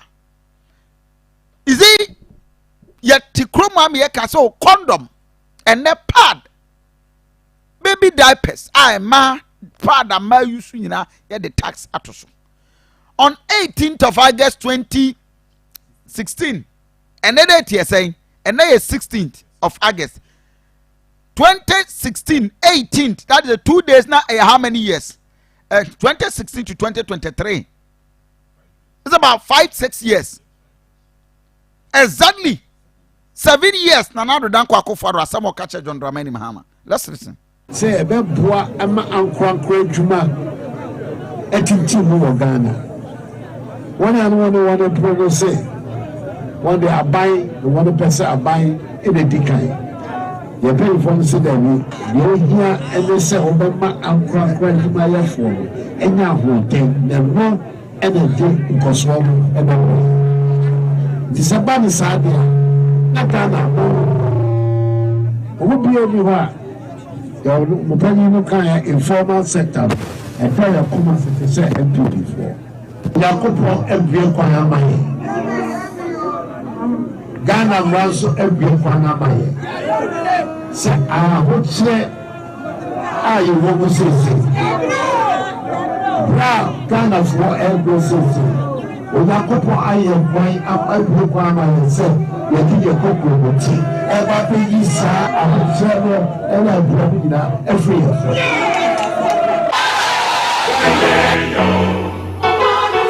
Nanado danko Akufo-Addo was very, very, vociferous. Say no.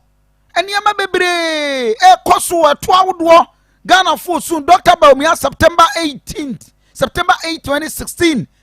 A month later, no so nedi aba betoso yem fatwo bebre enchechire man ye digu o man no emwa ema nkrankra enko wonanim. It is important to emphasize for the record that measured in terms of today's dollars and cedis, no government since independence has had the amount of resources in terms of tax revenue, cocoa exports, gold exports, oil revenues, and loans as the two NDC administrations between 2009 and 2016. Under the 8 years of the MPP government, from 2001 to 2008, taxes and loans only amounted to 20 billion Ghana cedis. In contrast, taxes, loans, and oil revenues alone over the last 8 years would amount to 248 billion Ghana cedis. So, what you see in the diagram, in the graph there, the Mills Mahama government over the last 8 years would have had more than 12 times the nominal resources that the MPP had, 12 times the number. The question, therefore, that Ghanaians should be asking is, how has the management of the huge resources at the disposal of the John Mahama government impacted on the economy? Dr. Baumia, ya boy and Samamao. Nanado danko Akufo-Addo Ghana for bow and Samamao. Accent querying the previous government to say, a dear in a resources I would work from taxes and other revenues I would work my Ghana. We sit in this country, you have had more than 4 times the NDC are buying in terms of revenue. 18 taxes and Nana dan kwako for the bar ben was all the nuisance taxes. Ebu a watete so na ebu a we free so. Atefo mu tie ne yie pa. Nana do betete 18 taxes ni bi so no yi bi free so wie ya pe. And was a Ghana for mo ntwen. Me de mensa benkum and a yi free so me de nifa na ya de. 18 taxes a we free so no what the 21 taxes and a babeka. We 18 taxes every ho and you did 21 taxes at the babeka. COVID-19 health recovery levy at 21 at 1068. And we have one tax. And such tax will impose 1% levy on supply of goods and services made in the country other than exempt goods or services. An import of goods and services other than exempted goods. Levy as applied to supply of goods and also COVID-19 health recovery levy at 21. COVID abawie 2029 209 2000 babesina ya daso atua uto nsuo ya betew uto jene ya betew ukọ anything na obekọ beto ya bema receipt ya betew. Energy sector levy amendment atenie asla we na ho ba ya na amend no ya review na ya bi ka ho. Amendment Act 2021 at 1064 we amended 2 additional sections, section 5A and section B. Enti energy sector recovery 20% per liter of petrol and 18% per kg on liquefied petroleum gas, while the 55B also impose sanitation and pollution levy 10 pesos per liter of petrol any diesel. And apart from that 20 pesos na ewo ho dada no se si sanitation levy utofu bia and also 10 cedis 10 pesos and this is what we have in this country. Near say osla nye kai kwaku kwatenom kwa de court and na ye ba ye say the 10 pesos and only the Bank of Ghana no nyina beboa ya 443 million US dollars ye time ya de kwete tebolem ewo Odona River sanitation na ante abrampa eda no ye gi 10 pesos na ye se ye de be siesie kuremu ye hwe de kuremu aye ukọ Facebook page taxes ni nyina na ye yi di kire wo no ye yi 18 taxes ya titi bi so afiri ho ye de 21 taxes na de aba. Financial Sector Recovery Levy Act ade we na wo ho ye ba ye anyi ye de bi aba beka ho. Act imposes a 5% levy on the profit before tax of banks. No, Energy sector, no sutia ho. Income Tax Amendment Act, no so ya amende na ya increase VAT near the co about 21%. Electronic transaction levy 1% e-levy and a buyer inti from is ya we to kabia pa near to minimum chargeable income transaction and also mobile money tax ya can once after 100 cities pa neda so Dr. Baumia when he has sat down in the studio of Accra said no I hear for the idea tax. Listen, you are not taxing mobile money, and it is for me my view and that we should not tax mobile money, because mobile money transactions, a lot of the people who are using these transactions are very poor people. You know, someone will get sent 5 CDs on mobile money. Why would you want to tax that? 87.9. Where you Dr. Baumia before? And now this is what we have. Now here, new income tax for companies involved in lottery, betting, and games of chance. Apart from withholding tax on winnings from betting, lottery, and game of chance, companies now operating with the kind of tax so. And this is a new 20% of income tax I impose on income of gross gaming revenue. Gross gaming revenue. eti nipa ni sika obenya bia not profit everything before time na ye bet ni aka ni nyina de abom ni ate 20%. Into already sa for na di kan e de sa tax no ama wo mo a etwa ana ye wi a wo obedi a obewini no nso no ni ye de another percentage tax ni ye de ato so 10%. Unified loss carry forward position. All businesses can now carry forward their losses for 5%. Nti anono so foreign exchange fixed loss ye wi a new tax return for realization of asset and liabilities, pension related tax exemption 2023,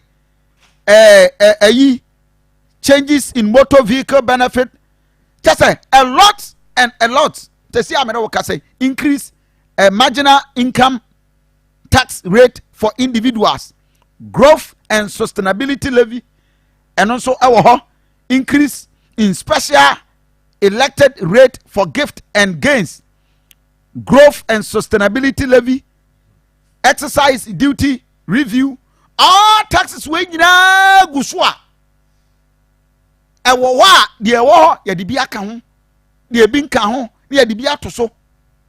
When Nana Danko Akufo-Addo stood on political campaign ground said no, bread to set taxes yetete so bako. The person me boa ankran kwadwuma for na to bebre ya je ye wudi ade ya no e ba betwem nyina ma hyase e twetwem bako. The person me boa ankran kwadwuma for na to bebre ya je ye wudi ade ya no e ba betwem nyina ma hyase e twetwem bako.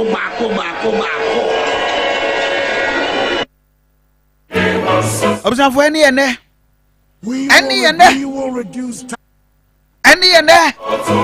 this is what we have as a country. One question I'll pay on behalf of Ghanaians say impact by all these taxes. Question a Dr. Baumia Bisa, the previous Houseway John Dramani Mahama administration. Mr. President, I'll pay question they say, oh, je bola tax, bibia tax. What are Ghanaians seeing the benefit? Tax. You said it, you reduce taxes. We will reduce taxes to recover the momentum of our economy. No. Ghana said taxes now. What can I say we reduce? No. Where are we?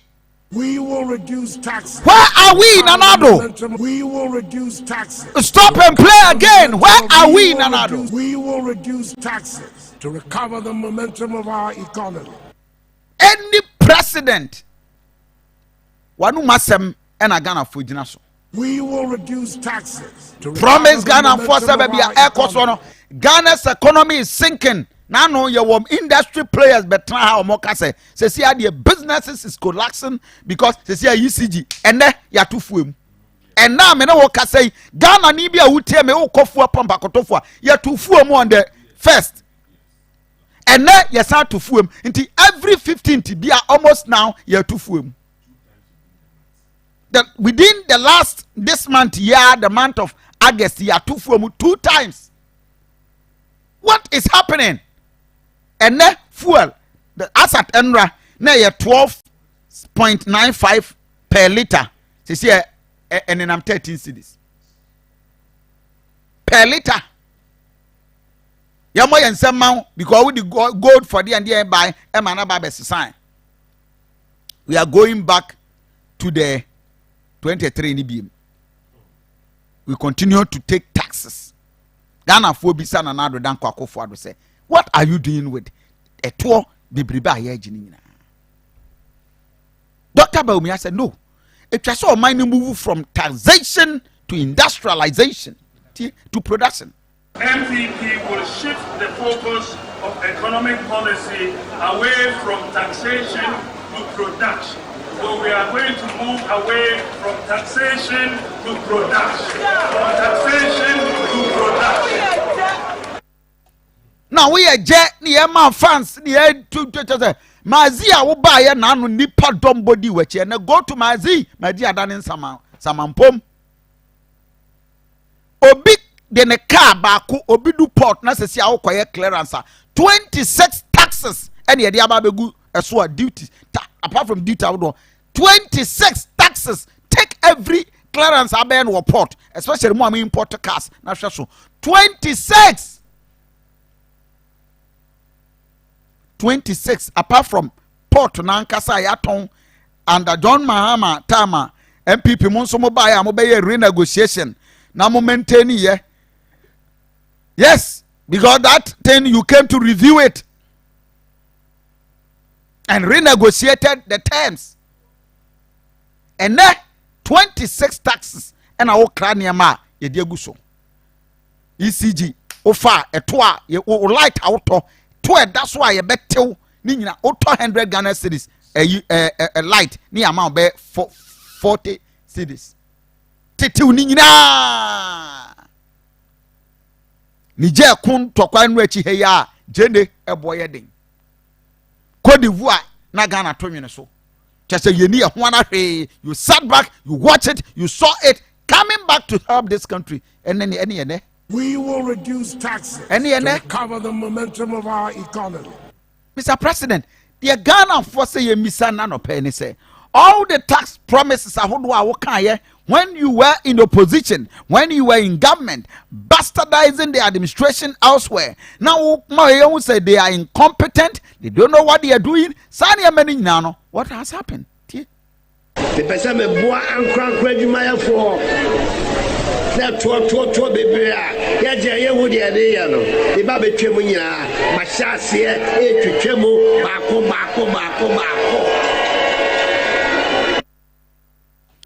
ye get to near tofu and for 4 abeton or Ghana hebia ye were 10 peso eda so auto 1 liter of fuel at 10 peso adaso a day. How much gallons of fuel in Ghana photo?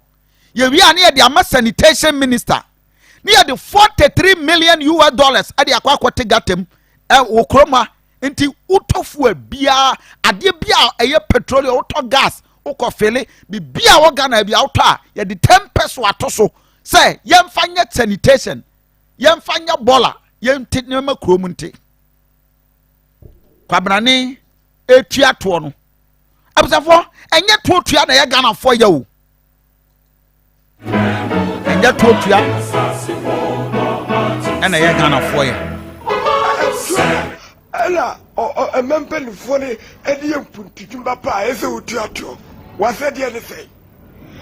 Tuana ela a mempen fone edi empuntituma ne ade it was said anything so utiato bebo ha wuti to ho agro we will reduce tax Ghana say na utiato no bi di to Akoma 87.9 Kumasi pa we will reduce taxes ubese wo cheche omaya eyeto ubese omani eyemputua eyeto ubese omani bobra eyeto but they are not Ghana for ahumetia yam petuatua ne se ubetua woto na kwabrane at in office no edito no obi dito pa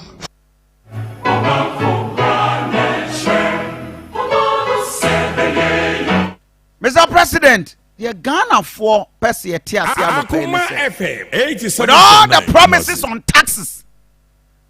Aye go so jeje aye di gu adwuma no e de amfaso e ne free this etoyi so show us let Ghana for hu take okoso na se jeje to wie na kwabra na e de to ne sika akotete odo na revem ne ye say Ghana sika ne wie a mfaso ben e ne benya ne free so o take okoso se obi anu a wato aba e de ama any of your MP so e wo nanado e ne yato aba de ama wo posterity will judge or reverse question is say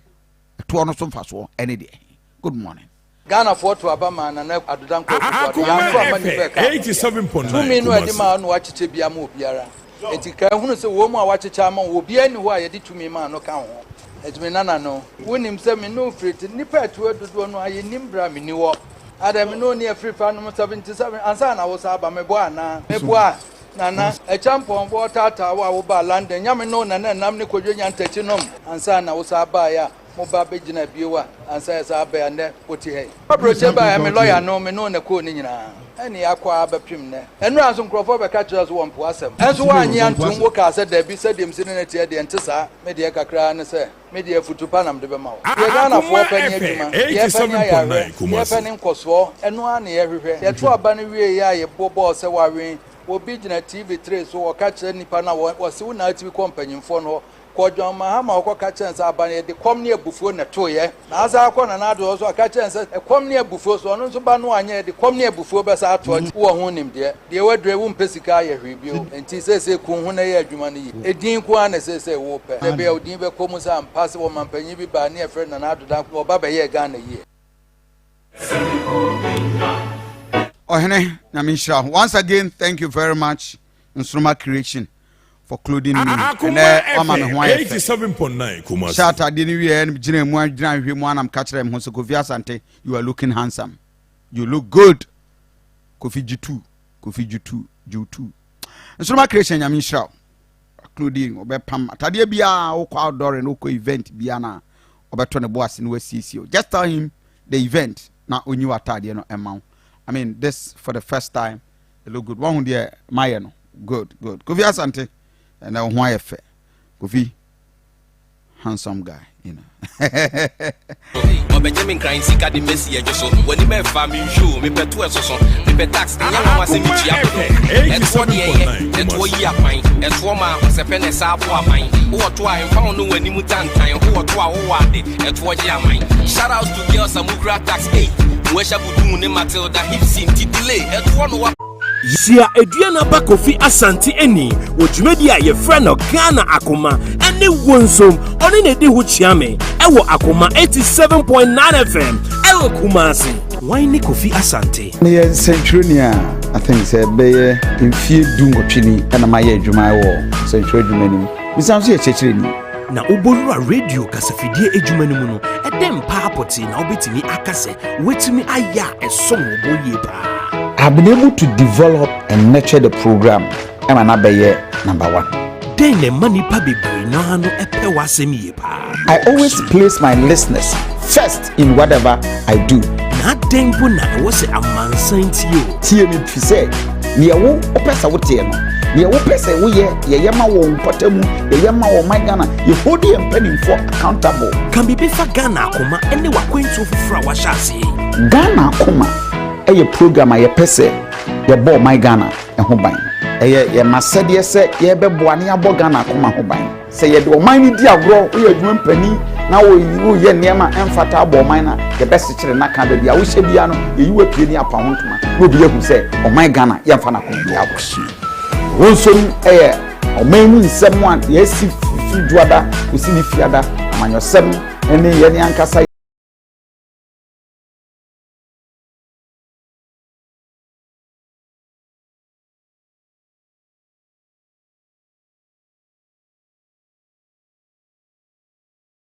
Eduanai ekosi nondo wonsom so baso meminda no pedia ebra no nsie abwa pem ekosi anopa nondo 243 87.9 Kumasi mo am TV no mo share wo say Chrome TV numbers no wo screen any 0243 114497 0243 114497 and 0322498035 ubitimi nso afre na why a part of the discussion. Right. To win exciting prizes for Kwame to school. Awesome! Yes, there are exciting prizes to be won instantly. It's only Pepsodent, so I start scratching. No! Kiba and Geisha are included. All you need to do is simply buy your favorite bathing soap that lasts long. Geisha, Key Soap, and multi-purpose bar with Ghanaian heritage and your maximum cavity protection toothpaste, Pepsodent. Scratch funnel and text the short code *844*40# to win exciting prizes instantly. If you accumulate higher points on all 3 products, you can win the ultimate rewards of 5,000 Ghana cedis cash prize, a tabletop fridge, and 1,000 Ghana cedis Malcolm shopping vouchers. There are over 200,000 rewards to be won. Redeem your prizes at any Unilever distributor's point. Anyways, promo starts from July to August. This advert is FDA approved. Akoma FM 87.9 Kumasi. Okay, JB, Mr. President. Yes, Kofi, I think say my minina Ghana for and was minim so more afraid. But my mini can now was in advance because Kofi, this is a pressing issue I have Ghana for. Kofi Senanka ye to 2 years or Maya. Naka ye experience in the Kofi because we are a mammoth phone, a mammoth time pa na year coming. Kofi back I say Bank of Ghana the Enkwa at the Honomoa. Over 60 billion Ghana cedis Kofi yedi. Skana Irao. And Kofi Ujune said they will say, say if a small institution like Bank of Ghana, at me lose over 60 billion Ghana cedis, which is equivalent to over 5.3 billion US dollars. You ask yourself, say if Bank of Ghana says we na, that's a Ghana yina, Aqua Kobobusia, 3 billion US dollars from IMF. IMF for say 7 producers, you need me answer. Into offers 3 billion in for my or better chimun kakra no dia my or the my kakra. Then we ask ourselves say upon all a 2 years you had munina ye de ka hunina ye de gu on mo se na ke betimi aboa Ghana nitimamufo no. Edienti and a still ye Sakobo Sabusia 87.9 Kumasi. Ye the almost ye bibia ye wo bia ye japade ye wo bia de kwakusia Kumasi. See ye to me hwe so enti ye manko fofo from hwe so fa my no mo ma iskani. Kofi ye bauxite ye de kwakusia wo ye gold ye de kwakusia wo ye oil ye de kwakusia wo ye timber ye de kwakusia wo so ye japade ye wo including our airport and ye port enti be kakra no so pese otu kwan a jise amahodofo so bi na be ka kire say obetumi atu kwan na ochina ansa na otumi atu kwan. So what kind of country are we building? E dey hihye na ba na ye say aba we aye mana ye yi a aden na ba foforo ba otumi nye mana nye ja na so onto aso mana nye sa Akoma FM 87.9 Kumasi. Enche bia o. But I say, in the days of Kwame Nkrumah, nyemo ye na legacies so live ye na those legacies are still on and they are still living. Abai we buy and asa abafu from buy no. They have not been able to add any significant value to near Kwame Nkrumah ye. Any successive government no more ye. The same legacies now na ye enjoy. And those legacies ni mom afi mom na ye sell legacies ni more. We are not making any impact. Yes, any mum. Yes, any we are near Sabajan Maka say Ghana form pet to etia. Me tell some workers no. I was so shocked because some producer sachet water near 20 pesos go visit 50 pesos. 50 pesos net what that's all. A twelve that's all ye na ye twice out to be. Almost everything, including seven producer sanitary pad and man of Bosunyombe Yusu. Ye de 2 de guso. It's ye be say I won't say o man ben and a ye building. Bibia ye digito fine ye betua ye tua kwa dada. Na mu wi a eto ne ye nya so fa so Kofi akwan ye ka ho asem ye se ye de yi levy. Omode ba man ka se de be ya kwan ina. Me no ka se ya akwan what is the state of our roads? Omo pay ni kwatwa antro de kire Ghana for ina say we construct over 10,855 kilometers of roads. I say equivalent to free Ghana had mo ko China. Kofi those are kind we just say bi ache bi ni be hu no and eastern region be hu no. These are things we are not getting a direct impact from Sanema way. About the Sana affected the ordinary Ghanaian. And as you see a Ghana for mom the ebre more. Kofi Nemane Yara Hone say in the next 10 years, ye nya Ghana for mom na Ghana Krumha. Oh yeah. And then how do you know? Ghana the next 10 years, yes. Ye nya the next 10 years, ye nya Ghana ni man na the Krum. Sisi oko US embassy, oko Canadian embassy, oko UK embassy. Chese no, but US embassy credit is here the visa Akoma FM 87.9 Kumasi. So who apply for interview data? 2025 thereabouts. 2024 2025. But if you need the strategy, the blue say Cote d'Ivoire, okwa Benyan ntem. Ti Ghana for free hako Cote d'Ivoire. Ghana for free hako other countries hako kwa give side the kwama no ne. Omo Cote d'Ivoire for so hunti sia. Omo hu say Ghana for do na no. Yes. Yes. So the nekoso. Sisi almost bibia be sibia affecting Ghana, including Niger war, Niger coup d'etat. It is affecting Ghana. Kofi, what are we not doing right? And I said in previous and you do Ghana. And we are not doing something right. Because those days, you say Ghana is the center of the world. Ghana is the center of the world. Kofi, we are not making good use of our infrastructure media maye. Ye bibia de kwa kusia wo ye bibia ya ton ye bibia ya se no bibia businesses bia to me yadwuma okrom ha no mutumi survive. Kofi o ka Airtel buy ye want me survive. Zen buy want me survive. Tigo buy want me survive. All these giant telecommunication networks, they couldn't survive within the system. Game, I want a friend to say more. Across the country, how much we are surviving? Across the friend said the West Africa, they couldn't survive it. What is wrong with the ordinary and the minds of the Ghanaian? What is wrong with us? Anyway, 0322498035 and 0243114497. At you for. You can be part of the discussion. Good morning. Good morning, Kofi. Juana Menene Kase. Onana, but the first was it. Mamintio. Kofi. On my phone pan in 40 minutes, I know. On my phone pan in 40 minutes, I know. This is painful. Moon cat. Young you chinkula. Kofi, you making. Akoma FM 87.9. Say, with the kula, we know the what the mom cry money to your car. Okotadi at the Batinia too. Pierre in some of Ghana, yeah, quite swing yet. You see, Janukra would take your Dukan area. Say, okay. 0243114497. Good morning. Hello, good morning. Good morning, Kofi. Yeah, how are you? Jamal and Kasatro. Mamintio.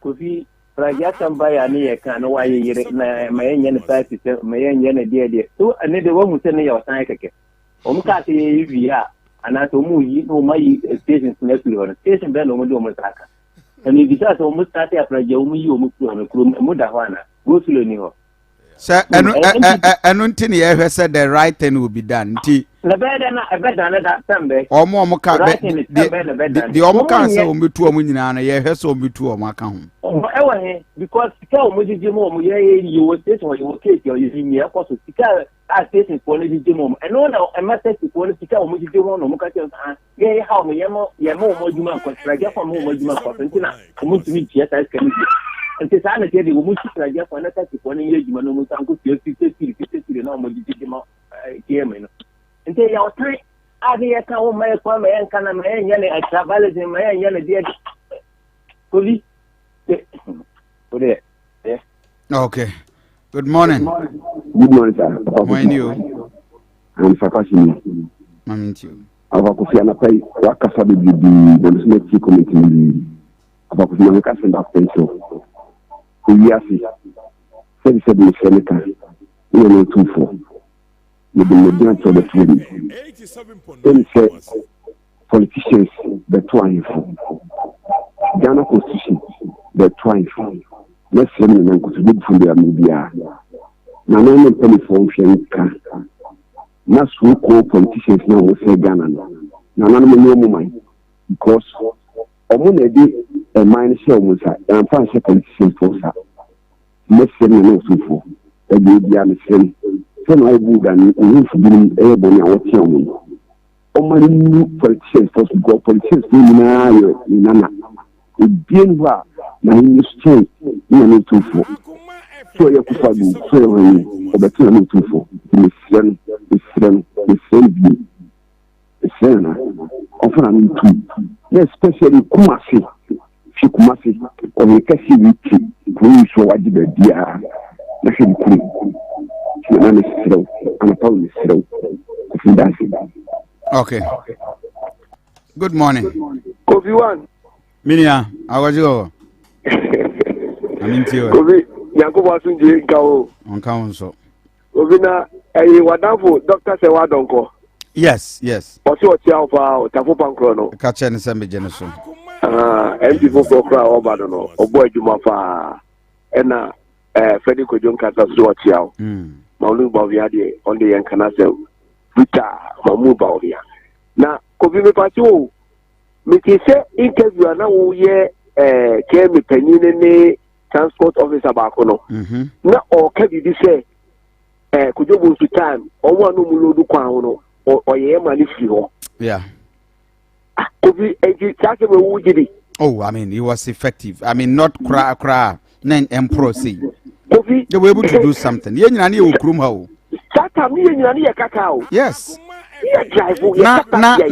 and Obeja to Munsu say, na nankani Hagan, Horne, boss, na transport ninja basasa. I mean, let's admit it. Mammy Joe, nankani Hagan, and this is one of the phone. That time, me and I will kill you. But later part of Kojobo Sutam, Kajitia, they say by 2014, Kojobo started to Kajitia for. Are you okay? Kojobo started saying, sure, say at least a fair could be market drivers do one abeko Emma or no crowd providing Mekaise transport union for one mirror female needing. Or I mean, we had a very continuous engagement with them. Nanya da bad achamfo nyina kra de binum koy e de binum ko George ho ama I mean nanya da bad ha nanya da bad be man na so ka se nanya da bad me tiasi o kwento I mean obi anka se na driver bi na yeni unauthorized though but nanya too much see from asibe time or sibe time oba na and never see sometimes everything. You can't control anything. Kofi, you may get to say, Papa Nika, say, Sama, you I agree with you. Anna, always good job of pulling your money in kilo. What we have said, Sadia, also open a big Akaka can be my Tina. What I say? I don't know, I could resist animal way now. Because we say ye KJT and no KJT ni every year we say drivers here never be proper jina e wo hono ma ko fi di ba di pa no mo di fa so be jina so be ka so mo be fi e driver for e woku and e say two praga for so enye you de bio ko fi praga for de e ho kra de yen ko ho kra e ho de yen ko ko because they say exercise na o mo ye no e ya de a o mo achi praga for bi uko e kra ke si nyina mu a ko fi Kadia and Macron men a yankasa. Oh, yeah. A yasan is a anything. It's way another will be. What I said. It's young yes, sir. Yes, and you move forward. I cut you the embassy when you see the need of the Nadia by your mother. But there's a anything say, Kadia for the day. One more did they say a chromata. Now, one was the last time I almost 30 years or 30 years you bought Robert Crew. Chi me babe fa post office ebe fa would ya na no credit wo kapa but what would difference ya na wu dia but me buy na enumre be 5 kuma sunsun za enumre 5 no be any krum I was around 6 there about a difference apa you go krum day in day out difference apa e wo krum at it mum yan kan kre never there to the next dia obi dey get that for kebi and obi dey kebi na for Mra and a came for Nakwaku Jano, what is says, Ambrani, almost a Mra way a beboa, a master making my quite. Okay, good morning. When you right 0243114497 on Subit me and Fred. Now, why a part of the discussion? But also, we want to cash out, but more than not, now the next 15 minutes may draw star 439 hash, star 439 hash. No selected option 6 and 1 no na with me we need. Above 200 Ghana cedis echo. Good morning. Aduanaba, Kofi Asante. Yes, sir. Boom. Odesha Kwajanchi. Boom. Nijira Roman Southern and Imperial. My number na me mompa he. En fama papa Mahmoud Baumia. Kofi. Yale ha me say. Ye Kofi nyina nyina nimsenye. Ye say wo sanity. Wala ko pa wan san ba he. Kofi Mr. Brazil Ukobi.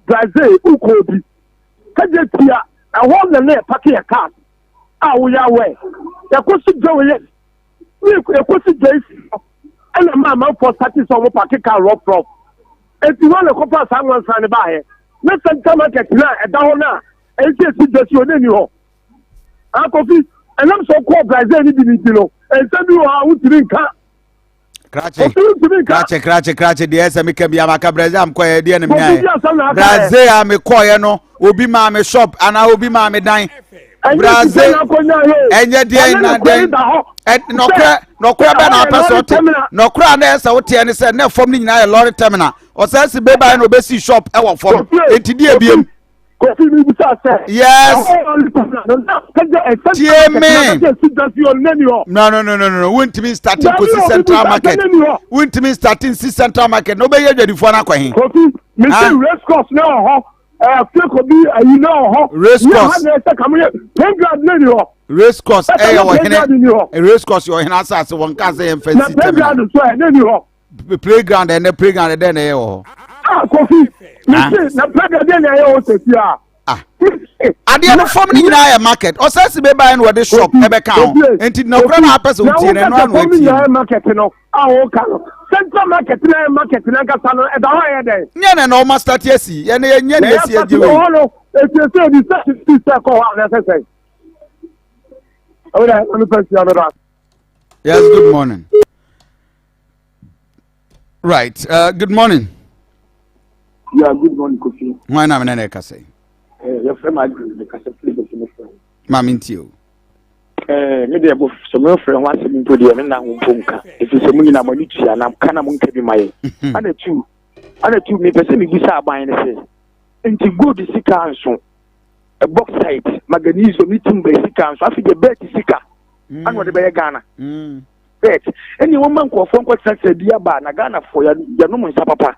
No one taxi will be na lotto phone so omo nyina aka ho lotto phone nyina any so bi di lotto anu bi na kiosk no no age sika ni bi da be odu ya ye beti no straight ye tua ma no ye beti no di o kiosk ni na eti ana da bi su sika na ye de ma no ye beti ansa na ye de ama no bet ni mo mu na wudi a e beto phone so ye beti na me kedwa ko jalo kiosk no stick lotto na 20,000 cedis no wo ko jiwa kiosk ni mo so e so first and we did 1,000 cities na 1,000 now udia already no the all man one tia e beti afinu to beti afinu street MPP ankasa media any me say any omuma nkofo nkire dia aba no mo jeje apata chi for mo mu twa bi ni so ka enti no beblebe nyina ntimi anya Ghana afi the bet sika bet na apata se de to so dada do akori beverage tax e ho masa mo mu ala ni enton Ghana wai u ke bia nkofo beto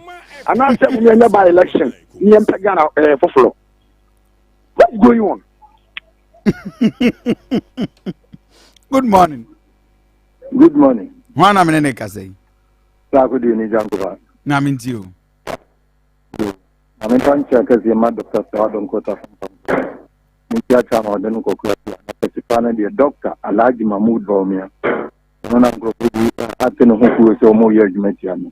Now, kakra me pesa mekanike dia ba o em ho ase we nsentri unim yiwia se na ekoba bia uko Germany abonten so unim ensu togu from kra ensu togu from yankopon su togu from uti Germany uti ahota nti abalo o ageka na the two but adwuma so awaye na eno so o se ka ho azem o ba ye no waye adwuma bebre edina wo ka what is the national insurance NDC katitiri dia what is the support for former president mama e katitiri dia wo ja ha ko en aba we ba won pia kana na enti edino no enti so kokko jizika na so je tasa katitiri dia o mu ana katitiri dia o mu ja ho no o tuatua bi wasaji bi so ayi ntuduma o hwe ebete ya former president mama wanwie en wo ja ha ko e ana do dan kwaku for by wabeto aso wawie ayi ahon akwan e won what is it Kumasi International Airport what did $29 million or the Baba so on Kania so why Kumasi International Airport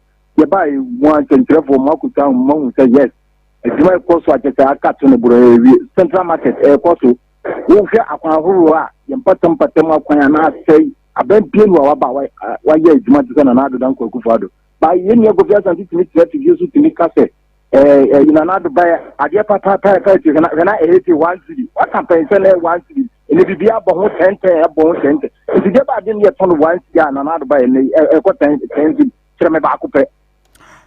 What kind of crap? What the Trama get back up on it on once, yeah, I won't take them. Me patron Sunni ton saying. In Sunni a ton 20 pesos. Patron saying. If you 30 pesos, near the Mexico, 30 pesos near ton. Mate. Good morning. Morning. Whiny. Kofi, if I'm going to say, I'm to you. I dare not buy any. Actually, I'm going to 2 beds. And not the low dinner, my deposit station. And a big friend said, we have friends that may send the station and so when they make a withdraw. Now come with the alcohol. Withdraw, me, I'm a deposit, man, channel. Yes, I think 5. Men channel, I'm a semi withdraw me, Sunday. I think 5. We're in a frame. I can be trying to put a young for so soon. Won't they are fine? And we now bet in the tray. I don't know when is a child. I don't know where you're there. Boys are bread. Yeah, good morning. When you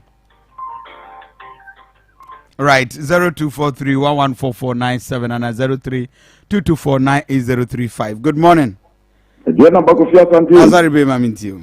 Kofi mi ma muni adwuma na mi tia ma mi na no bin sa de go to for brain point me trade. Kofi keme nsɛm de Kofi ye ka ye ka ye be ka na sampai pa de sampai bi hwamo pa wo kuma se ha no mu ade Kofi wo ya ba bi a trɔtrɔfo elo du pa de ade a enye kuma se pa garden city adane bolle city obi a ye de okɔ wo kuma se wo be ka se mari adwuma wo kuma se ha no ba bi a man follow do de confirmation ani mu ho no mu ade Run about in super, a person food in our home, nurse, you do a honum. Who could you tell them my central market in the honum, or would you want any station? And a baby or two for run about you in Yadi, and also any station in Yadi, and the Masaya Batan, you will be a man can be my. Now, if you not the Kokufado, it's a Bonibe Pana Ghana for you.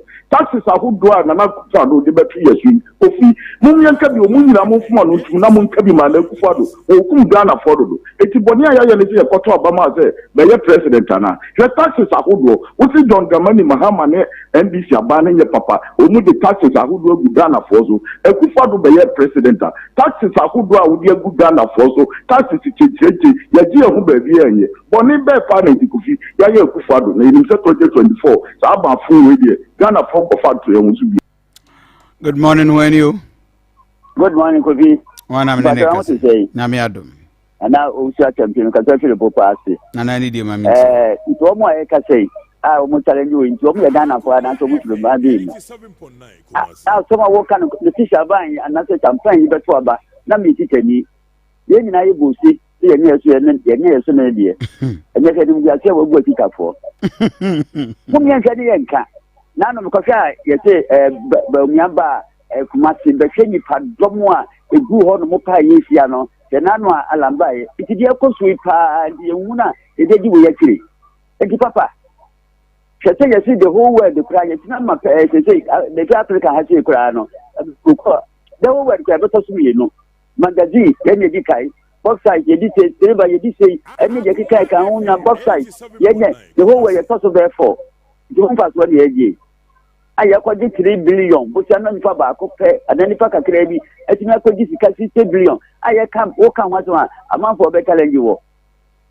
And to carry the amount of Montino, everyone to me can't ask him. But for the console, then I'll go for the amount. Good morning. Good morning, over coffee. Why you? Chat because I share this. I'm into you. 92, but Ghana. Na whether you will film confirm comfort or may Jumana. I Ghana if it is WSA many Ghana. Say, better I can 87.9 Europe countries in Babiana or because obit me 1 billion, a bit me 500 million. Say you talk at your ma, you the 40% for my 40 cities last year, COVID is you go upon no more tax. I buy there for your 2 at your ma with your tax at Anameboa. Into be the business. We be quiet, but we die quite what we are bet because we say a quick year or the business car. Let's have buy said there be who they are who invest who net car there and they say who to be big a cra. Musi and TB that. I mean, the problem I have with the president is that near DC, in the military, were pampo much too much. 87.9. Were pampo, Papa, no pay, none or understand about now. I came in board, what is simple. Get one with your walker, and they have a travel, and it is. I mean, why? The Pierre came in, will need to open a presiding member, will need their warrior cry. Who's where am I not correcting? Where am I not correcting? Just open your go with your echo. That thought to issue is a police offer at a poor and there. What's the office to watch a will Mako main station way? Or what is that to one way be a EBO? The can be that will be female road will be women. Not to say, this is the main road that as I connect here, not one block it will be a T station. Papa, a former Bantama MP, then one of the assistant station with me to be body. What the same point there, I may be a Kaka. Therefore, one is with a man, yeah, a man who complains, may get one out from Quadom women or Chamat one. That's the end. They say, yeah, the business will be giving. I mean, why? I said, former MP. You should know better. Oh, chief, never get any money on another pump for big budget of what you Kumasi, we a male Kumasi, a doom resources, educational resources, in a bank to manage. You want to me and Yana say, you return a Okori, now you are still there a year. Or fire day, there are many of them, Dr. Bomiami Penatempa is my mentor, Babobia Metiano. Then we are a month for body to be brina. You want to mean deciding on your appointment. The people should know on your appointment was a vice. Every crop or Rebecca, and Edgeman or bed chief. And yes, another say, in fact, claim many nothing from those kind of way. You know, the court interview, it's okay, but when they get a minute. What your Edman won't to mean yet. One was the reason to say over years. No, Grony, you got what I can but to one among the or Pampa DC and MC for they do whatever they want. And that's the result of our Edma. Good morning. Good morning. Good morning. How are you? Kofi 2 p.m. new. Make a free Asante Mampon and pay many mosquito or Atmango Bega. Kofi, Yamin Shraupa, maybe I need the regional chairman and Aqua will be a Mamenciano. Or Mama Juliet, DC 11 Zoom Lion. Now, Kofi, that's it. Yes, I mean, you, Kofi. He said, Edia. Former KMA boss, Dr. Tapo, Wakuchan Bay. Now, now I buy that TV. Former Deputy Asante Regional Minister, Mr. John appears in Moscow Kuchan Bay, near TV, 2 p.m. Makucha Vinay. Like Kofi maintains the Ghana a day. Ya taxi, but taxi my bed to fall. Kofi, before I said I will be better now, Kofi. Now a car, what bono? Now, someone tight into the edge. Me concern crown edge. Mojia, I say, Mama is Kofi. Yes. Kofi. I say taxes, no, ya Gigia, is it Friday? You why, what, tell me what a man can for Ghana. Get my gun at you, Kofi, yet to me, my gun and Indiana. Yes, Kumasia. If you are saying Mecca, here traffic light living. Traffic light living. And near to Marco, you say, I say over 1,000 years. A day. Back and forth, okay, right. Good morning, when you? Right, 0322498035 and 0322498035 and 0243114497. Good morning. Come on. When you? Wow, this is okay. From your contention. Mamintio. I mean, I am more Duma. Mejoso. Oh, yeah, dear partner, I have no fra me. Oh, okay, Kafra. Yamishra, no, Mapa. Oh, yeah. Yammy Mount Cohen. I mean, Fisher, and some people for Anna, just a same prayers are only Fadio. Oh, Nanka, Nema El Koshi. I will go into Ayana. Yahanana, a kaye. Yen Mr. Nadia, ayo Pina, Enka, near a crab anti Nana and Kaonia, and Sunana Bay, why yet change to say, no craman, no crampona, did 2 missions and communion in an A. Yes, Tice, now will cash, Mamma, oji buru so ana mama ni tim na eden ye sika so e Ghana enye ohia man na mamu bo ni ntira nti eye adu me se politics na ye dimpa info achi no se obi be fa video so no wa defend onso na ni obetikura wonya adu me se ya ye dimpa info na chi mo hu mistake o mo ye wow na se dem bia ye di sa de na chi dia emoayen nyama ye basa akokora se bi sempre so oba ye wiem na wu biara mama kwa na o ya bantie no na onyi na ni se ne na akokora o gi na ni bebrebe sei enne nimia o da kura ho kyerenti no okote kura mere na na o yira da okote bebre so a ye je ho ties eye papa masa ye hwe sa ne mani ye mamu sunti na ma ho ntimi nsore na adinji bebrebe yi masa o kwa enko be ma nti adinji no be de wa kan Kofi se asem bi da so na adinji bi da so a okọ dem okote be abre and also there bebre so a on so mo je ho tax ene kre ni kwa Africa no okọ fo ma o mu drop this o twa ho tax Oh my God. Hello, good morning. Good morning, Kofi. Asamo Ghana. Wow, this is Kofi NDC. Mamintiu. Yo, Kofi, member kwanje winchia honorable Samosapo. Na minchia me regional executive. Ebi obi amu minchia. Kofi, obesere because normal course of Ghana no. Se MPP for nankasa kura susun say na yewra na nado ni ba omia beya. Kamingi ni so mama kwan so midi o man so. Now so ye mu bi e kan no mwanti no de ye. 87.9. On say na say ye mu bi yankasa. Ye percent omu politicians na kasa ni MPP for nankasa kasa. Because ye wa ha ni we ba omia ni na nado ba ka kire yen ye wura mahama tax odibu ye kom eye mi de pasa wo bo ye wura ba omia voice. Once is or cover tax on him, who born in the actual Ghana for. Na Sadia we, what the Abahayan, every boy come, and there, and no matter bray, what tax, and movie be free, so what double no. Okay, I'm for last caller. Good morning, when you? Good morning, Brakofi. Okay, I'm into your last call. And anyway, Brakofi, the kind of it. Na akoswa kwenya so abo abaso.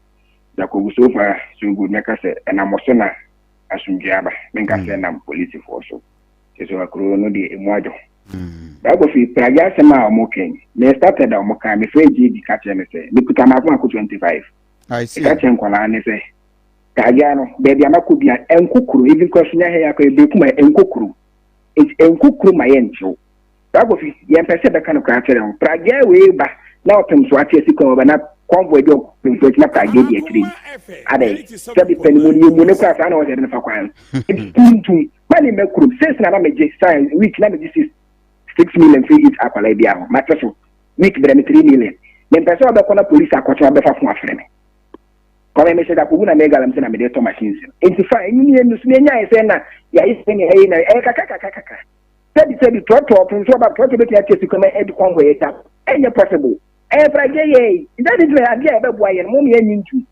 ye boy ye nka senye maka tum to sawo de sawo ba na abo mo de mo fa ho man point mo de mo load from 40 to 50 one de unya one sit minimum say one sit na unya I dey say ye mu bi pese ye beti ade na sana ye sentu ama yina omo ya mo bi from be kan say ya wo bi nkuta ma ko 25 dia me go me lan say ko me nye but ade nye pe nyina ye yo praga na the traffic ban ya me awe. Okay. Me da say senior for my own corner the most senior most or lecturer at Kumasi Tenka University on one so one of the leading members for Alan Dr. Baumia, right? Come here, monsieur. Oh yeah, mistake. Papa na was say I'm here 2024. Munya message. Enya message, you know. I see. Oh really? Yeah. Senior is shocked. Oh yeah. What kind of who's lose? Oh really? Remember 3 reasons. Reason number 1 is that under unknown leadership. Yeah. As the Minister for Trade and Industry. MPP are 126 factories. Sure. Green and yellow. Okay? Yeah. And Ubeko 2024 elections are and here unya message. Peja o microphone Okay, you can pull back and raise it up. No. Okay, fantastic. All right, good. NT 126 no. Any message. Jadi ntina was and here unya message 2024. Okay, and I'm papa when you're strategic communicator. And if you are not a strategic communicator, John Mahama be your passa. Number 2. Under only leadership, big automobile players in the world. Ewa Ghana say Omo assemble. Yeah. Sinotrack. Akoma FM 87.9 Suzuki. Akoma Aba. FM 87.9 Toyota. Hyundai. Volvo. Volkswagen. The Volkswagen, yeah. Which is Passat in the family. Exactly. VW, to be precise. Omuwaha. Under the automobile, industry policy. Under you. Because Abanwe Maye umeye trade and industry minister. Now you need sa companies you ha. Indeed a fresh. And a West spearheady. And what builders is a woman in our assembly. 87.9. Person use Ghana as hub for the entire West African market. Sort of amazing message for election 2024. And how come Ubepe President Edi under your own ministry? This is stark achievement. Now we want to hear your message for 2024.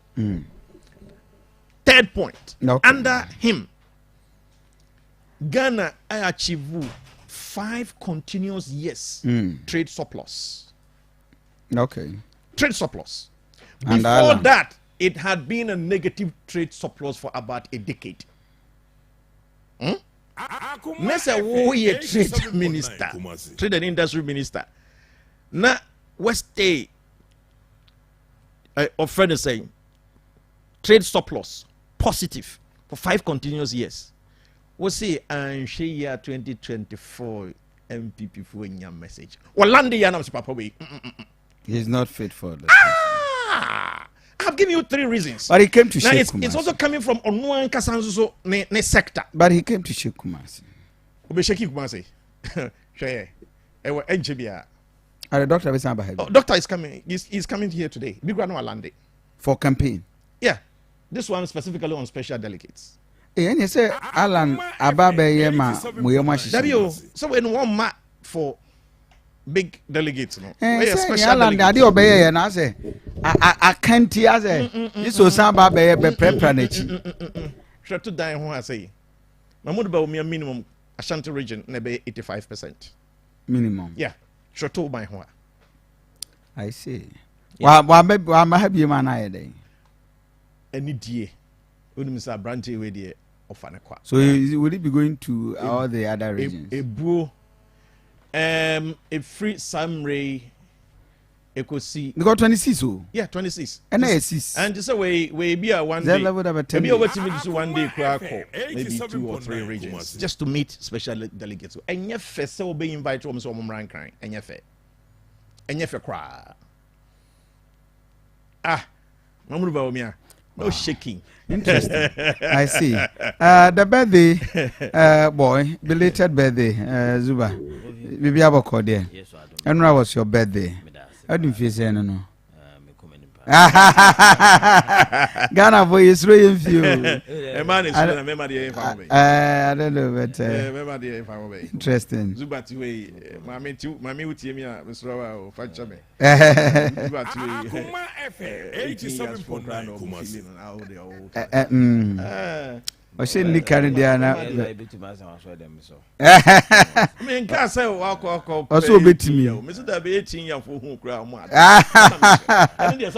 Anyway, Madam, I say, Union for so one council, Union media for no, Nipple Kumi and be surprising me. Okay. Mami Ivagate. Okay, but for ball microphone ko enim ka. Mami Ivagate. Okay. Oh yeah, headmistress or Adako Jache. Akoma FM 87.9 Kumasi. Only the teacher for Nina. Okay. In fact, Mami ko mi hu nanim da. Na no da mi nya call. We have a group of people no more happy birthday to I was surprised. The woman who see that as a headmistress in a teacher form or Adako Jache.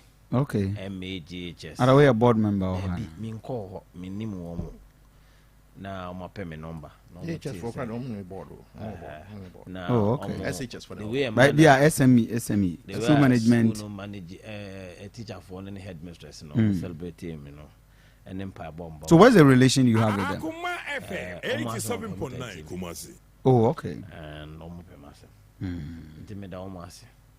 Na Bantima constituency of NDC. Oh, okay. Omo de enoda no na dwuma ma me hu dwure me kra. No na dwuma me o Kesben TV program. Okay. Ibe wi me hu an say parliamentary candidate or Bantima constituency. One youth organizer, parliamentary candidate you were pa. Na youth organizer John Kisa. Omo bewe hokuta chede de no ma bebre. Oh wow. That's great. Me da Bantima constituency NDC for no so asepa. Na Akoma FM 87.9 Kumasi. Na Tapuku. Oye deputy youth organizer ma have no South East constituency. Well also there batch anybody or they wow. I have the Bofufua. Beda almost me drew Kesbe TV na me regional chairman so the message tetentia. What dia kwa to me da almost me regional executive women organizers are who do more party in mono. Almost celebrating me pa kwada so I may all those places. That's great. Me da almost papa nyami insure. That's great. August no. We were my and I'm our mammy in August. Okay. Mammy name who August and my son back on so me back on so me August. Wow. Indiana and Nigeria. But Yankopon Nigeria doors.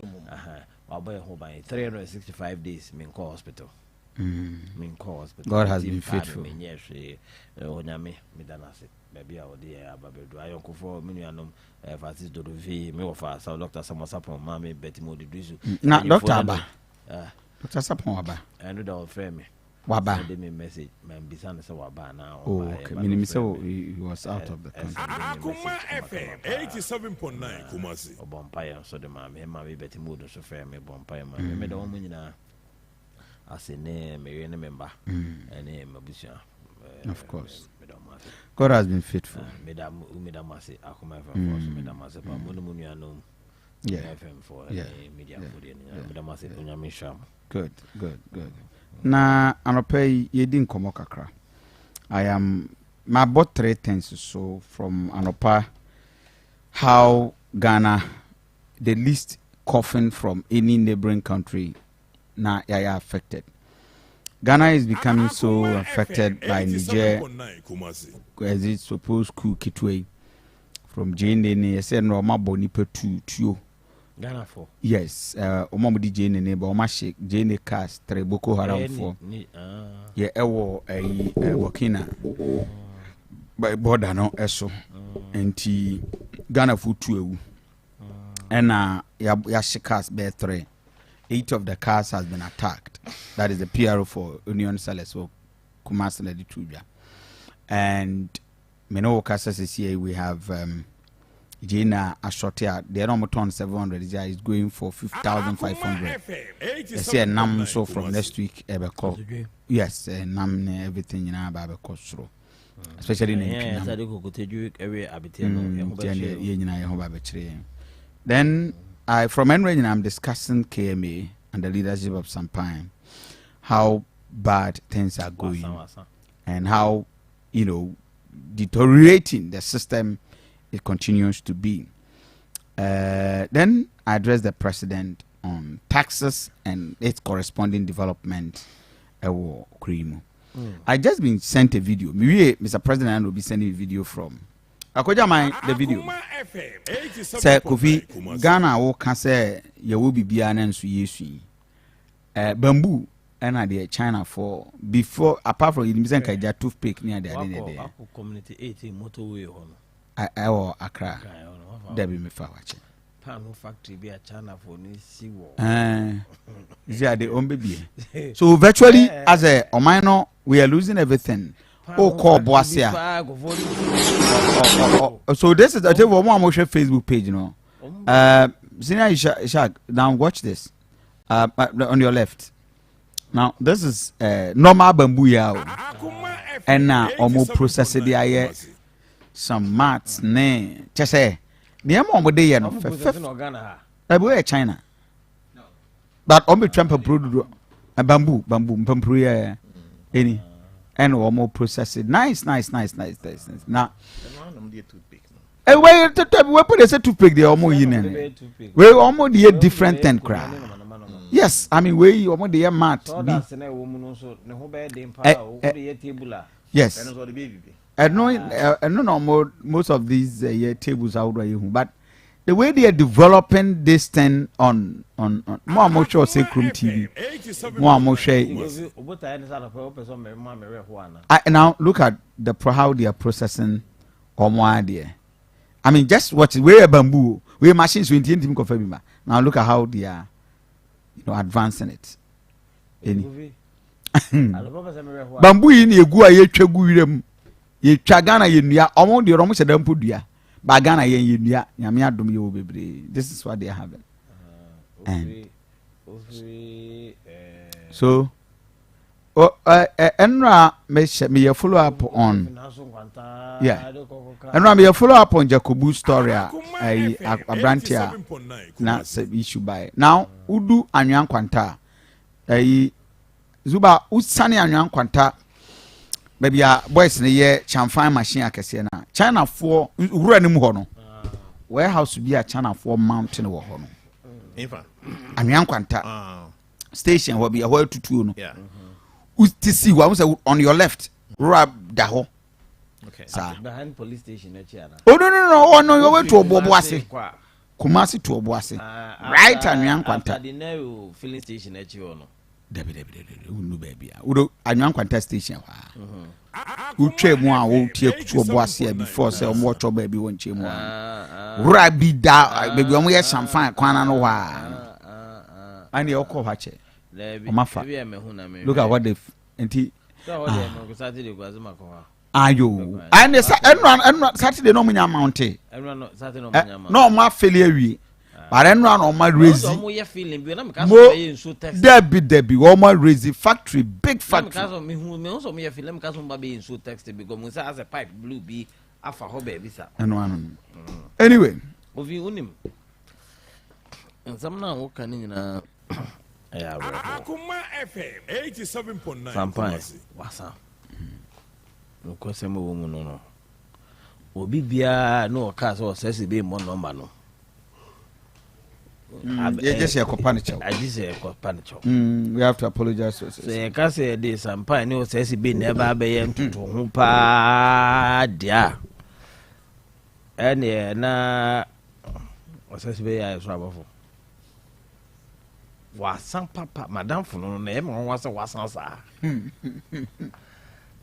na first no ho na ye nyina ne yesi e ma ne mre u se ni nyina ne pese hwa na mahu se ye ka se ya danfo na ya nka no kro pa nkire masifo akwan be se ku na omu de sisi bi omu sa take bi a be sa hwe wa ana me se hu adekwa e ma mu take decisions me ben came anim hona o ka video afa Toyota for nchen wa okay ma me fu be makofa fish na mo de gu prage ani bim okay na police for agina mo see as mama came say mama ama but you see me a police for na me hwe the quantum of fish na wo no na ma hwe say okay me ma na business district came here offer golden tulip we there the business district na okay because the more we delay wo ho no e ma fish no essay hwe ahokyera abakru mu ase na ma me watimi afa fishes be box mako 8 ode go program o ma ne say a e de na obenya nkwase amra ya so nti Mose Kumasa e congested e de na my Kumasa e congested me answer na me be cause me efa in Canada is my honor and maybe on moto ade o mo de rim daddy any season na be sisi kwa block kwan no said be on benya space ato ma ade me mfa bia park car de machine me misiko yi daddy any nyina free o because they are not supposed to be there car kwan no and ya hwe man nkofo e de na de but is he aware of what is going on? By Friday in special aid or no sign mass me do for no Mr. Kokudia. Na me di na chi na ne car na mad sma ho no hwekum nyanya sampa na hwema no. No na hwema no. Ona me di na chi sa afa how they cover the be fair. I'm aware certain things so I feel no free you can be do a crowd. You don't need to be here if physically, if you person manage ko, that's how I have Akoma FM 87.9. Anna, there's too much congestion in Kumasi. Baby, omo de money ahwe Prague no. Omo mom na ebo am ye manage congestion no. Because ideally, say ka obekọ adum na so say obeduru Boss FM ni SAT ho no. Why choke that?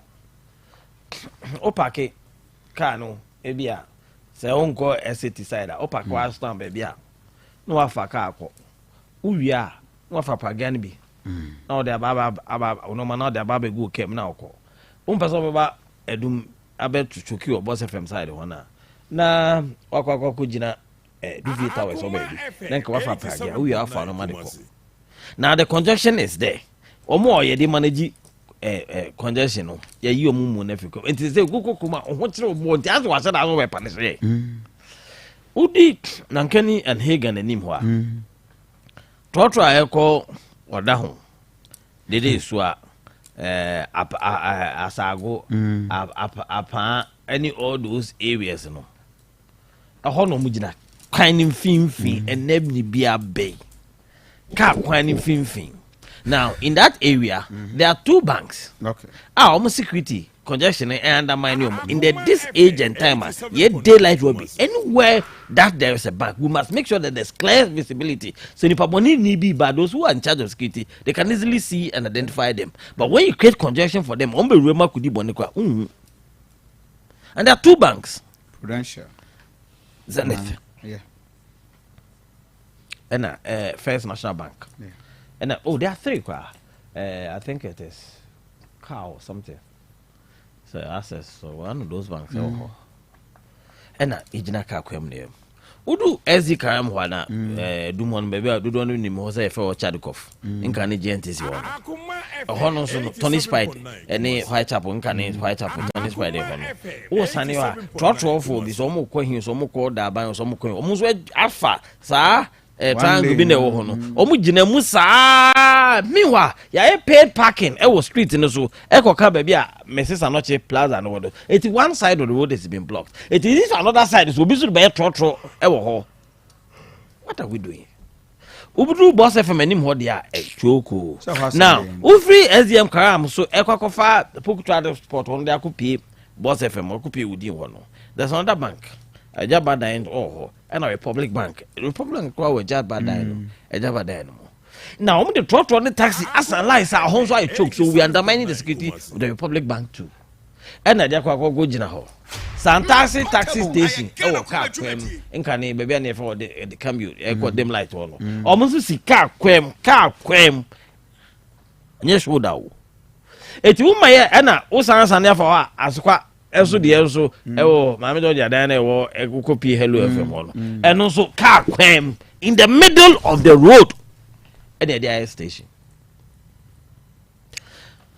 prisons echi ho assassin da ho no ya there ya see obi so the baba car parking and since when this government came into power for 6 years so no panel baba car parking still in Basel.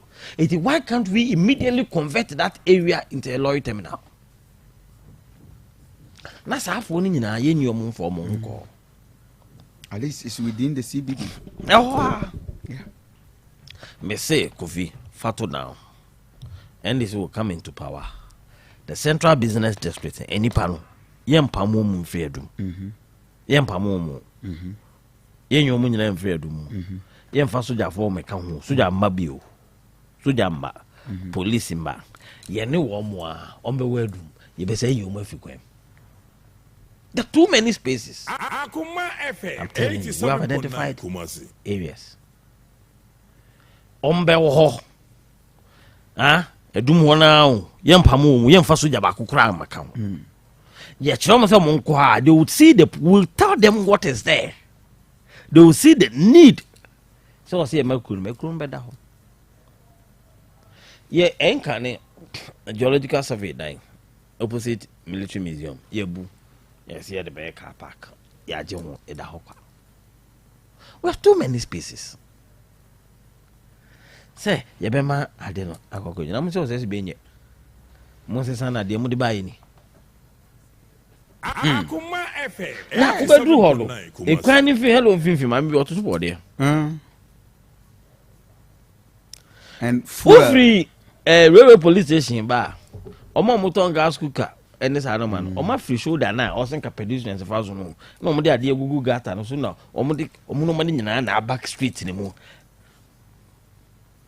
Na city guard for Kobe. Yeah, Kobe. So, when you could go plug as well. Omumuna, a conier choke, the maneuver. Neon Harry, and I don't know what is happening. With taxes. Akoma 87.9. Den kaka I de mame. Me who's a man for also heat pass tax e da to better no so. Na me de ne say minti min dwene say de Ghana for nyina adwene ba me dwen differently. Baby kaka me wo how wo a majority leader honorable HMS and the communication. Otherwise who go try bet na udi a income. Yen so yemra no say unya income a cause ye FM 87.9. It can be ordinarily once awanya income na abaye hunu income na aban pesika ye o mani ye ni unzo wanya income na ke ejo to them. I wouldn't want to do politics with some of these things because I mean we can't do politics blindly. Now by it, but my communication, my problem is with the communication of the majority leader. So we be say, enquire akwa lazy because of betting now. That one, they are insulting our intelligence. That was minority leader. Majority leader. Minority leader. Majority leader. And so no there. Yes, and a minority say nkwala no ye lazy. Majority leader say nkwala no ye lazy. Yes. Majority leader say chema say boa man nkwala no ye lazy. Omo mienu nyina de o say ye ntwam ne de o say nkwala no ye I disagree with them. What they say? Nkwala no adwuma no we. Nkwala no ye so me lazy. Adwuma no we. We are exporters of raw materials. 80% of your exports are raw materials. As buying any conscious effort at genuinely adding value to the things that are raw materials which we send. You do petrol. Near the crude na kwa manone. Ni yakwako dibia kofra ni yansa ba beto finished product ye di koko beko ni ye di bibia kofra ni yansa kwako imported de aba what I say normal ye de be free abeko nyina ye kwanom di bibia e de akokofra enti as a country we have not made any conscious effort again the space within which businesses must thrive no ye nya ho adwuma ye. And especially under this government has gotten worse. Banks are also my access to capital. Oma post negative profit. It access to capital. Yes, anka. And I taxes so I be bre the cent, you know, ama businesses, you know, omuntimi and retaining capital. So they can't expand and employ. And to say what we have to do is that as a country we must consciously do something about the cost of doing businesses in Ghana. I don't believe that about for a year. No country and I'm more buying a chunk of its teaming workforce. Intimacy. What I say. But also by creating the congenial atmosphere for businesses to thrive and flourish. See, yes, idea again. Yeah, na as man. Ya ko gaming commission. Yan kwa na me tie. Kwa na twa bet. Nyo mo na me tie. Yeah, ya gaming commission as man.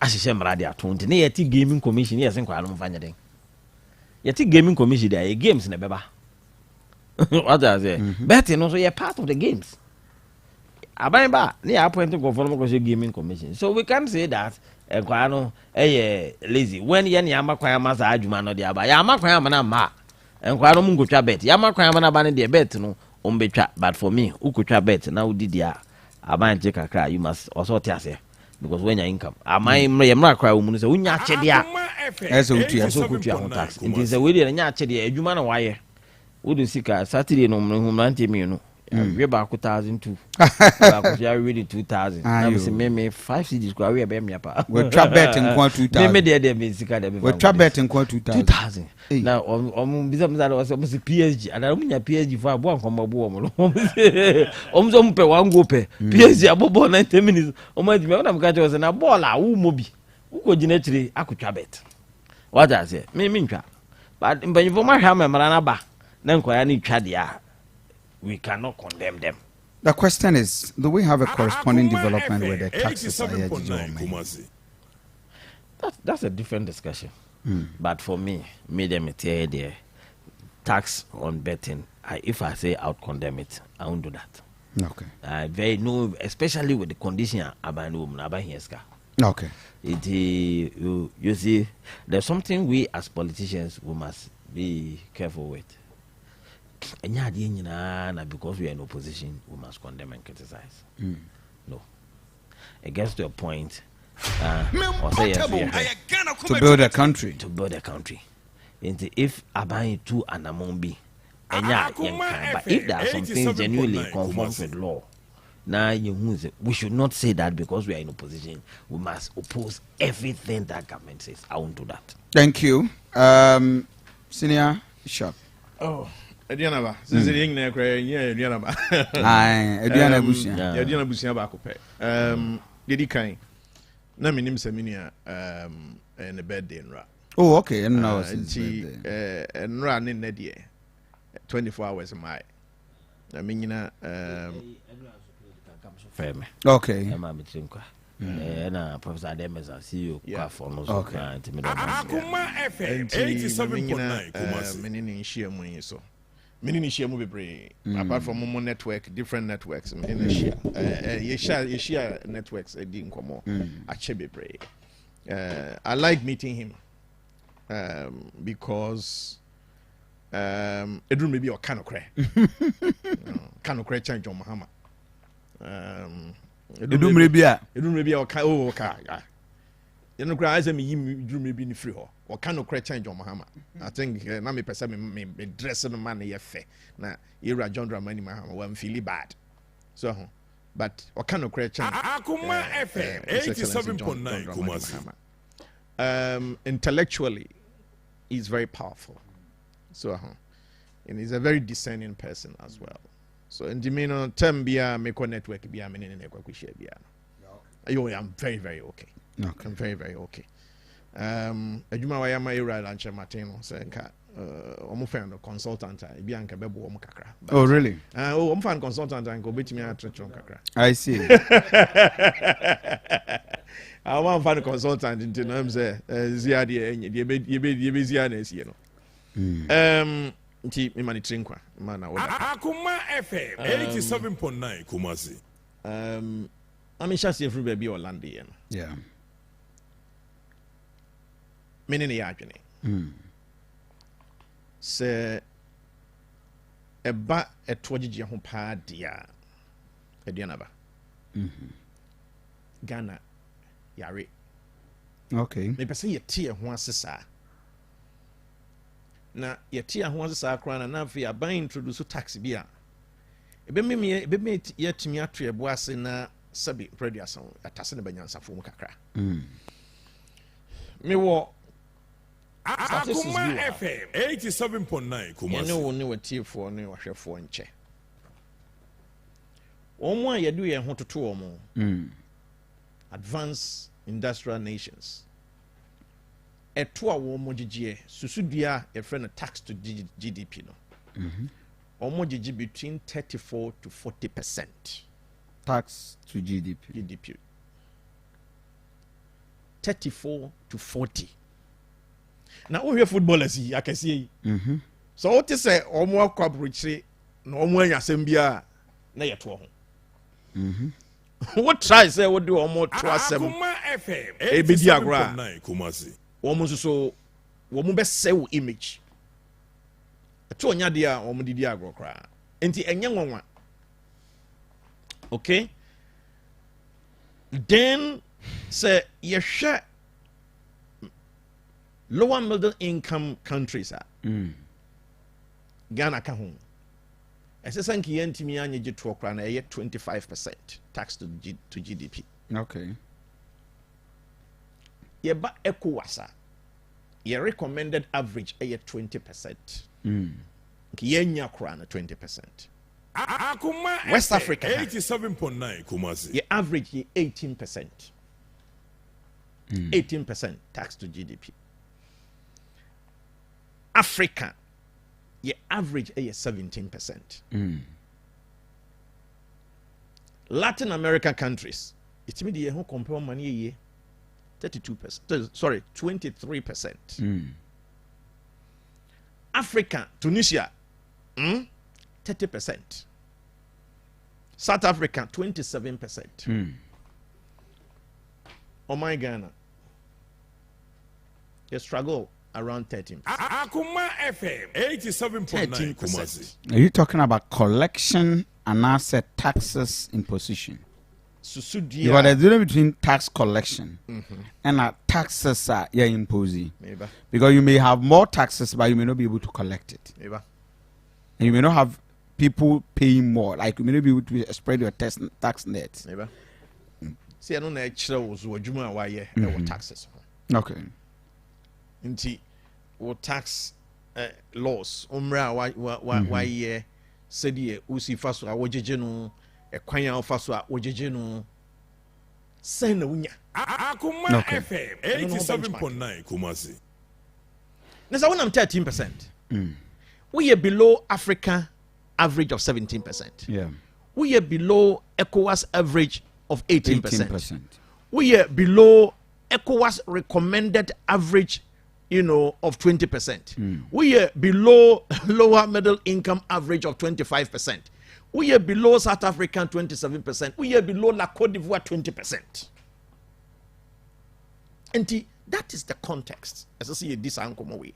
The first point. Point number 2. And so, and they say 87.9 Kumasi. The way you young man yourself about to hey, yeah, corporates. Almost to see your corporates. I think it's about time we have to converge at a point. Editing American sir. Me what university? Come preku demonstration course. Never dear. You're Jerry John Rawlings. Ennin abine. And I say, yemfa value added tax emra on my Ghana. Yempesika. Akoma FM 87.9 Kumasi. Million ya samboniana. Demonstration kumi preku demonstration. Inipe wiye. President awatiso. Mi ankasa. Mi president. Nanado dango kufuado. Yengina president. You requesi prat. Tarzan Wekubrobe. Akuto Ampao. I think it's Kakraba Cromwell. Any yem penny phone be as original as no. Ebe ma ye to a yetua akosro e dia ho kire ebe ba wo man yi mu e na sei ni. Akoma FM 87.9. All right. Ebi anam from so bi e wo ho kwan a aban no ye den fa so de bae. Aban say okay. Sasana menya opposition there was our tax way ho a me den me komachi ansana my den asan ba biem and or withdraw. Well, I always give credit to everybody in NDC at the time, but I single out Echo Speaker because it was around that time and Jerry John Rawlings NDC administration and tasking specifically say VAT no ɛho dawubɔ ɛne ho nhyehyɛeɛ a ɛfa kwan yɛ ɛbɛfa so amamanfo ayɛ den ate aseɛ no ɔmatua. And I think he did a brilliant job. I cannot ignore Professor Mills because I'm the VAT by the seniors are almost all of them or don't VAT service, national service. National service no. Don't want to as is America say when I'm phobia or more and penny for pa. I true national service now. Professor Mills do more. The point I want to establish is this. Opim Konechi. Almost I buy no more free 17.5% and normally 87.9 Kumasi. Now who the bonus so ya man team on my Ghana for 10% near Jitumo. Fast forward. Papa Kufo Baye will introduce national health insurance scheme. Ye pesika as or mine near the Akosan Futunum near Timmy the Akwa national health insurance near the Kakra Kokoshevat. Well, near the Biakwa VAT, and ne oko VAT, ye show distribution. So VAT is kind of bar. We kwa.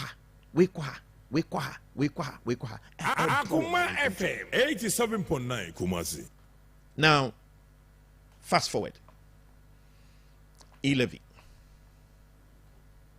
Introduction of e-levy. And see a tax. Timing was also appropriate because you revenue ankasa. The same as Wadino. The tax rate no you introduce a different fran near the acotostron. Ebi says if you tell them Busamu say na NDC ni MPP are buying sabi prediasa ye had a shia adie etasino and sana drum maybe Akoma FM 87.9 Kumasi. Every say 1.75%.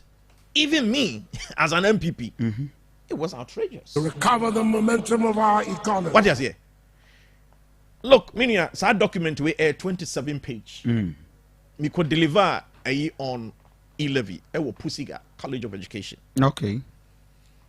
May establish the fact say e-levy must be 1%. Mima about 6 solid reasons. I say e-levy 1%. And not 1.7. And not 1.75%. And not 1.5%. But 1%. FM 87.9 Kumasi. Mima reasons makuma 6. Document in the Grammy, 27 page. We will reduce taxes.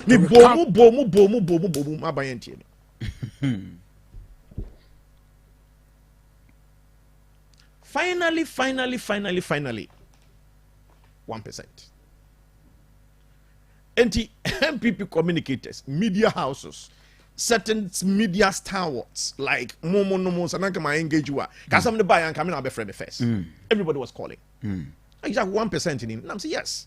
Look, Abdallah Ali Nachia, the tax expert, is my friend. And he never be what many know Eddie Hunkomo. Ebua was sending me materials. And with your background as a finance person. Exactly, was sending me materials. We share examples in other countries.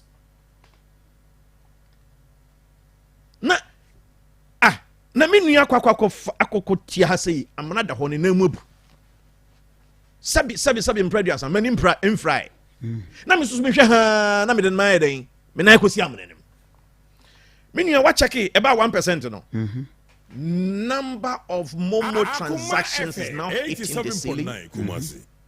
I think about first 4 months is 555 billion value of Momo. It is possible this year Momo ebetmia hit 1.5 trillion. We will reduce taxes. Along the same path, no Momo na nanka sikano emano. Ahasi ere. Eba. We are na ketwa na aji bibira. It's far better than say why any bibiri na so wuntimi nya ketwa mpo. Asam no. We will reduce taxes. Yentiase.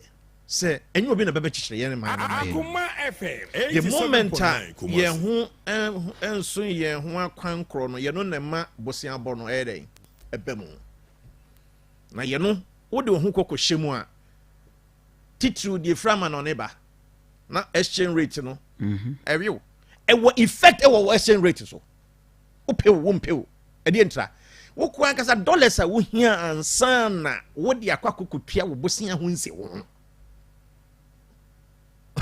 ena bosia na aye ready say wo kotua no susu ye no susu wo de dollars na akwa kokotua enti minia Aduanaba ekwa ben so ana wo fama wo sit down ho de na ide we will reduce taxes so na empempi no ya na de esese yenya yeye to yeye ede kira manfo ene de eto no ye ka se ye gie de agia ye de beye ho akontabuo esese ye sua ne ebu ne ye we will reduce taxes oh dear mystery VAT echo national health insurance no afi sign a call yeah revenue authority Akoma FM 87. Director General Ameshadai put it out there and tell us that from VAT allocations as a national health insurance. This is the amount of money I would call. Yeah, the na insurance for the entire claims are claims. Then near who be a locate blame 3 years, 2 years na insurance cry into. When was that I didn't sit here no? Dear ye kokoto fuela and so airport national health insurance. Ye no so afi send ye nya akwa national health insurance. Dear the Airport Youth Employment Agency. Sign and Ako. These are the kind of accounting.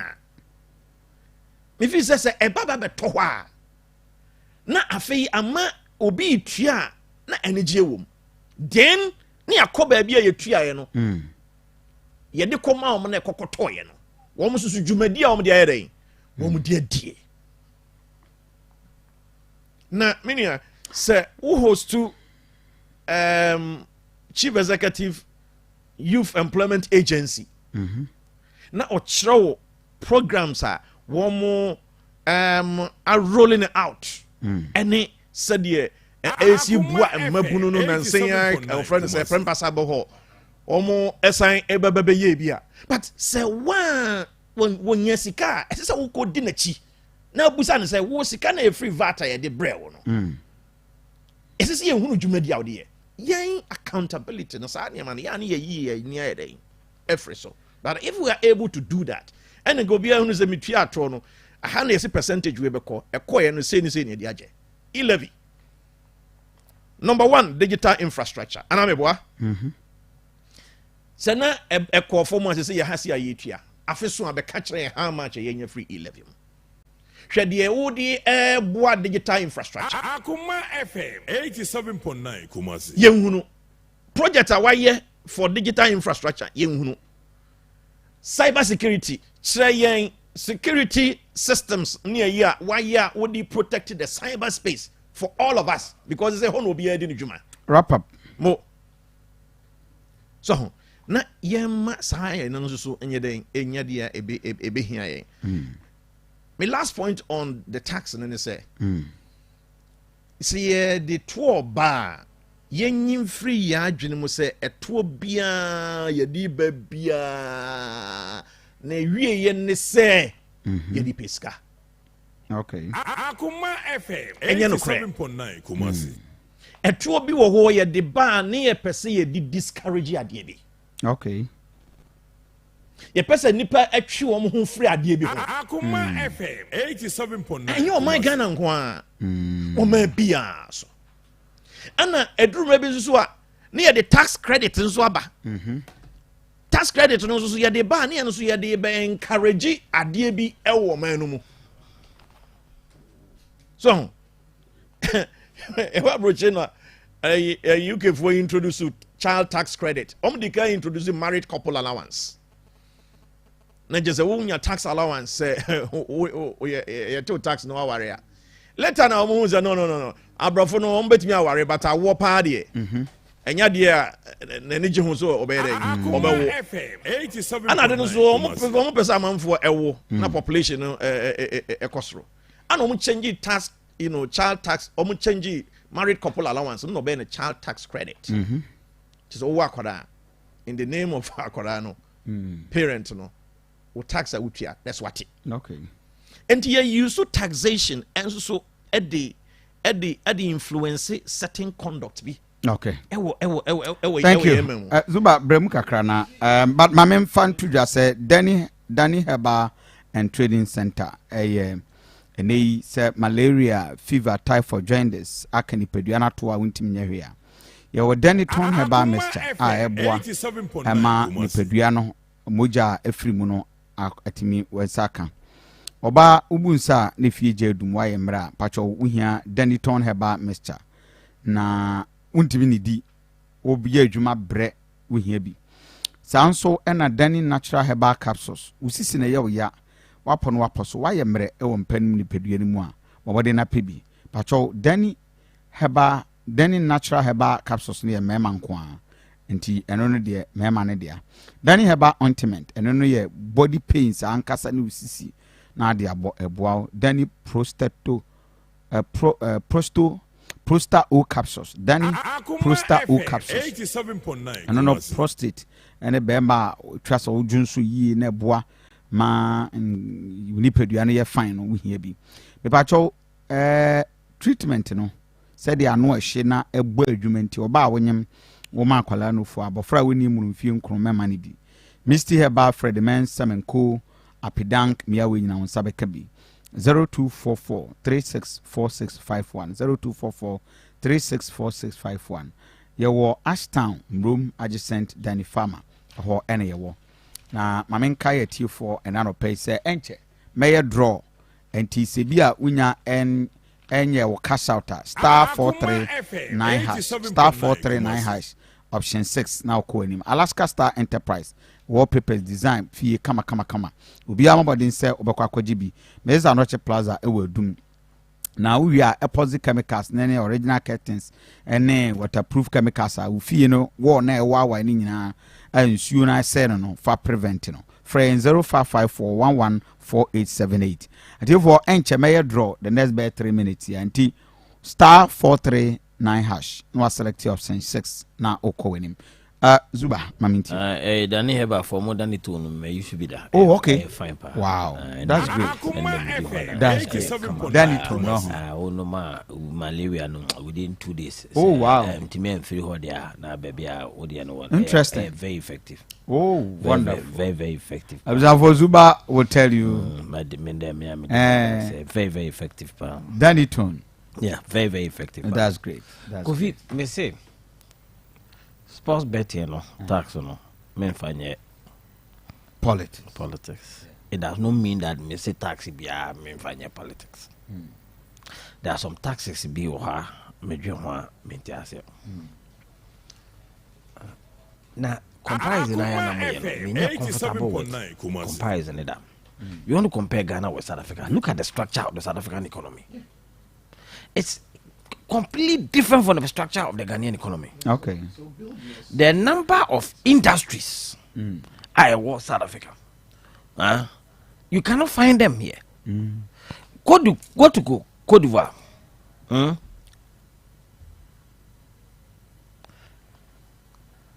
Ghana formal sector no FMCG Grampo Abafono DJ and with that I mean fast moving consumer goods. 87.9 Kumasi. Yeah, dear, apart from Unilever, Nestle, major ones on their kind of way.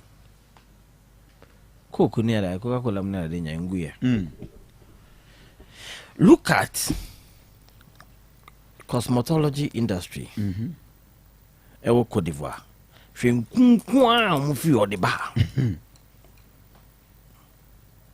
Various products, over 27 different products of Ngun. So getting taxes from well-established industries with people employed, it's easy. Yeah. Your rate will go up. Yeah. Your percentage of collection will go up. But we don't have industries that will commensurate with the level at which we are supposed to have our taxes grow. We don't have. I'm not comfortable when we begin to compare with South Africa, compare with almost industrialized countries.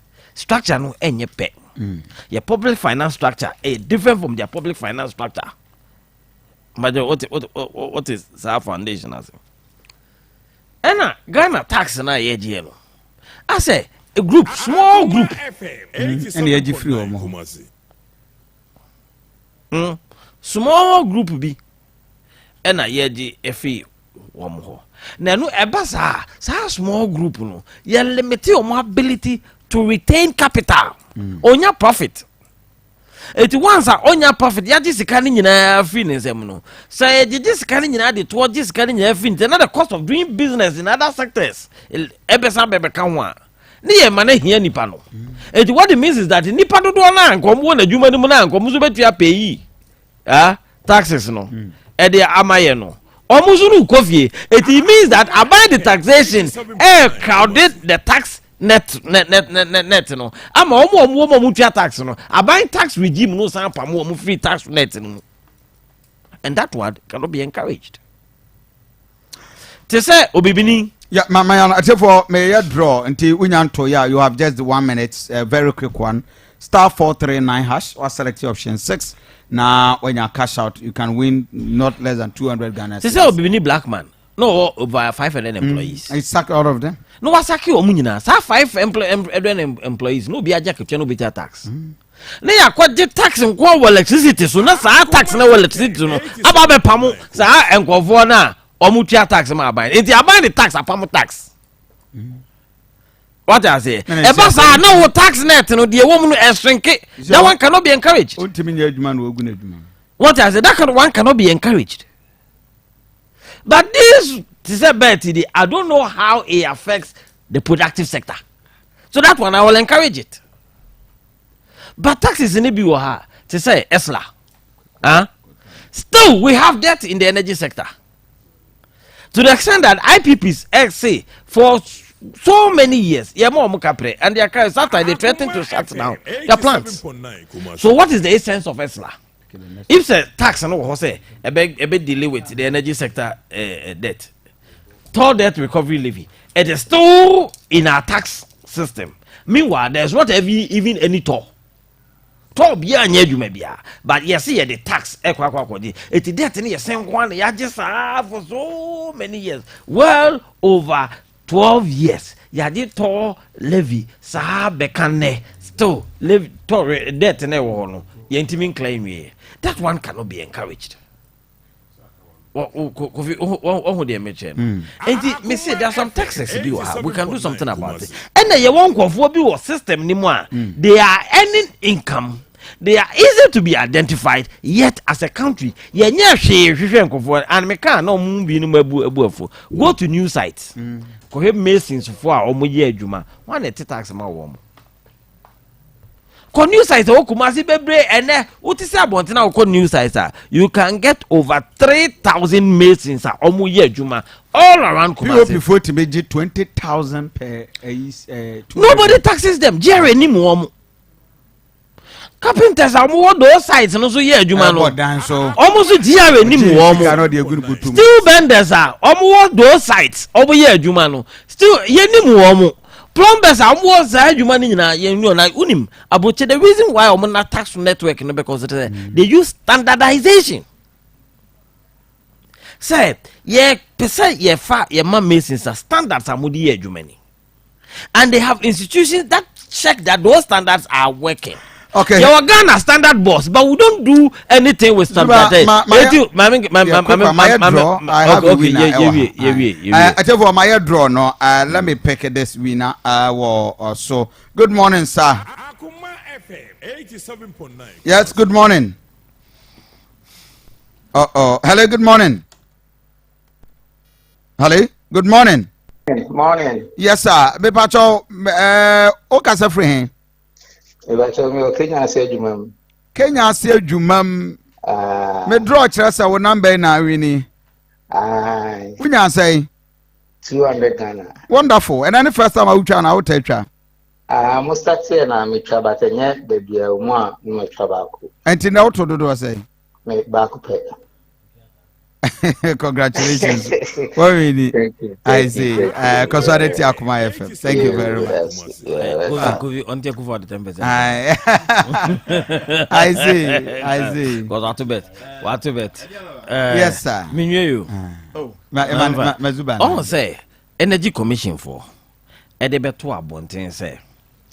Obi be wire wo fie no oni won tumi krata untimi ye no e man electricians nyina ko register it is additional say GIA case omo person mo taxi electricians or Ghana it's so easy they just have to liaise with Energy Commission the Energy Commission e be come requirement no say before you be license no also wo dey kata say what your tax from GIA Ediba. Why can't we use standardization to affect our artisan sector and get all these people on board to pay taxes? Yeah, my father, the next person. Yeah, good morning. Good morning, sir. Me pacho me draw chere say o number yi awini Akoma cash out. Pacho Unya say Pacho 200 series. Wonderful. Congratulations. Now, and then the first time out to an out ato. Pacho say. And then the first time I out to an out ato. There be an enemy second time. I see what to first one there that was when. Was one. Now, and out to do saying. Oh, there be a bakupe. Oto yana power winning. Pacho I see. And we try why? Unya say. Oh, mina 200 cities. Okay. And I Oto till 5 cities. Enjoy your day. Congratulations. Thank you so much. Thank you. Akoma cash out. These are my winners for the day. And take Koswa na to Tony Best also. Also discount for the 10% anyway, so senior Isaac and a friend say also me shasi akasa no. Because you share your tax laws no. Na ye hwe kwan fa say tax administration. Na me nua kan bibi fa esla ho. Emra wo mo ye de to akire. Se oka se entimi moa ye kanutua. Ese se ekoni ekosamra no. Okay. Against na mekasa. Energy and power generation infrastructure support account. 68% of ESLA. Ehoneko. Now, sir, 32% no eneko for liability management. Okay. Yedi ko tiaka. So, and that is why I started the conversation from that point. Enti se upese ESLA no etimi bua liability management say the etimi bua ma otimi tiaka. You need to go and examine the law. I disagree with you. You said that 62% is supposed to deal with energy and power generation. The IPPs are generating power and it comes at a cost. So if 60% is supposed to deal with energy and power generation, at the point of generation, pay them. The point is this. The point is this. Let me explain. What's Shemra? Now, Emrano and the bit dealing with how much of Sikana free Eslan no ban and the Bequamiat Media Kutia IPPs for energy debt. And I say, why Emrano? I'm in favor of power generation. And the IPPs are power generators. There cannot be liabilities. Power generation and infrastructure support. 68%. 32 neko for liability management. No. Okay. Oh, I disagree with you. Let me finish my submission. You're speaking English, I understand it. Yes. So I say, in terms of quantum na every esla mu eba no emra wo kwahye to akire kakra bi na ekwakutua sa eska no. That's a lie. Let me advance. No, it's not a lie. It's not a lie. You said that 68% is supposed to do with infrastructure development and power generation. The IPPs are power generated. So the law says that use 68%. Now the infrastructure is the equipment and machinery they use to transport the power which is generated. So you have a quantum of it. In any case, ESLA was supposed to expire in 2017 and you extended that number of times. Look, the issue is this. Power generation is power generation. Good. You can't center power generation only on IPPs. Okay? You cannot do that. So you cannot conclude that and make that submission. Power generation is power generation. Now, power generation is not coming only from IPPs. And with power generation source, it's not in debt. Please, Miss Rowe. Mamintiu. Matthew, my team. Mamintiu. Baby, Yeshia, baby, you depart. Make your submission. Okay, the submission I have made to rebut on an common not even to rebut, to remind him the essence of law. And the law says that due power generation, VRA, GIDCO, IPPs, all of them are in debt. But allow him. Mamintiu. How we equate power generation to liability management? No. In this case, we are defining what is a liability in this context and what is power generation in this context. One can define. Energy sector. No, power generators. No say power no more generating. Let him land before. And your law says that 68% must go to power generation. Him land and I'm saying that what are you using the 68%? So I'm very careful next time on your conversation. Also, so can be a mimi fees and immediately I'll come in. Mamintio. Okay, immediately I'll come in. Mamintio senior Isha. What you say? Me say, and I want to repeat again. Yeah. And she say, yeah, wo ye to ESLA ahono. Sika kakra bi na ema ye de kotua saa of friend saying data. This is where I will come in that this is a lie. No. The law that you quote and this interpretation says that you are telling me a lie. What are your basis? May say every power generation entity in this country after producing power is in debt. So if the law says that you 68% for power generation, who catches liabilities? In liabilities. The people have generated power. A man say, you for 68% of Ghana and power generation. After generating power, which comes at a cost. Very good. Very good. And the money can't do one. A man do one. Or if 68% quiet power generation. Power generators after producing power at a cost. Almost say 1 person acquire by. He's explaining. It is the money that is supposed to get involved with power generation. But thank you to make your point. Now, what about infrastructure support? Okay. Until now, for the be now the argument. No, me see 68%. No, I'm moving away. Go ahead. Me see 68%. Yeah. For energy and power generation. Okay. And infrastructure support account. Yeah. Oh. No. Your microphone is on. Your microphone is on. Because it does. If he doesn't want me to speak, then I'll leave. Mamintio. Yes, I'll leave. You are making your point. Mamintio. Your microphone is on. Me see the law. The two and that is where you are running away. Okay. Umra what you say, you know. Umra what you say. Amaya mfasi kana free ESLA mu kesiye no an kutiaka liability management. Okay. All right. Okay. So. Zuba, your microphone is off. I want infrastructure support account.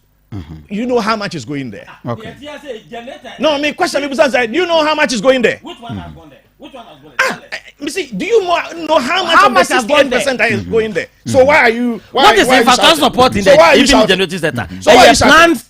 So one minute waste the time now, and I think that next time when you start your submission, and I'm not comfortable, I'll come in. Yeah, to be very honest, I'll come in. You quoted the wrong. No. I've not quoted anything wrong. You quoted the law wrong. Check whether the law is not true. 68%. That is a fact. That is a fact. And I'm saying that. And I'm saying that 2% power generators, it comes at a cost, and it begins at the very point of producing. And the law says that you 68% to do with infrastructure. The infrastructure then in the energy sector becomes machinery and tools to transport the generating plants. In this case, VRA who's almost here and idea at the echo. Now go and find out how much you are indebted to GRA for that sector.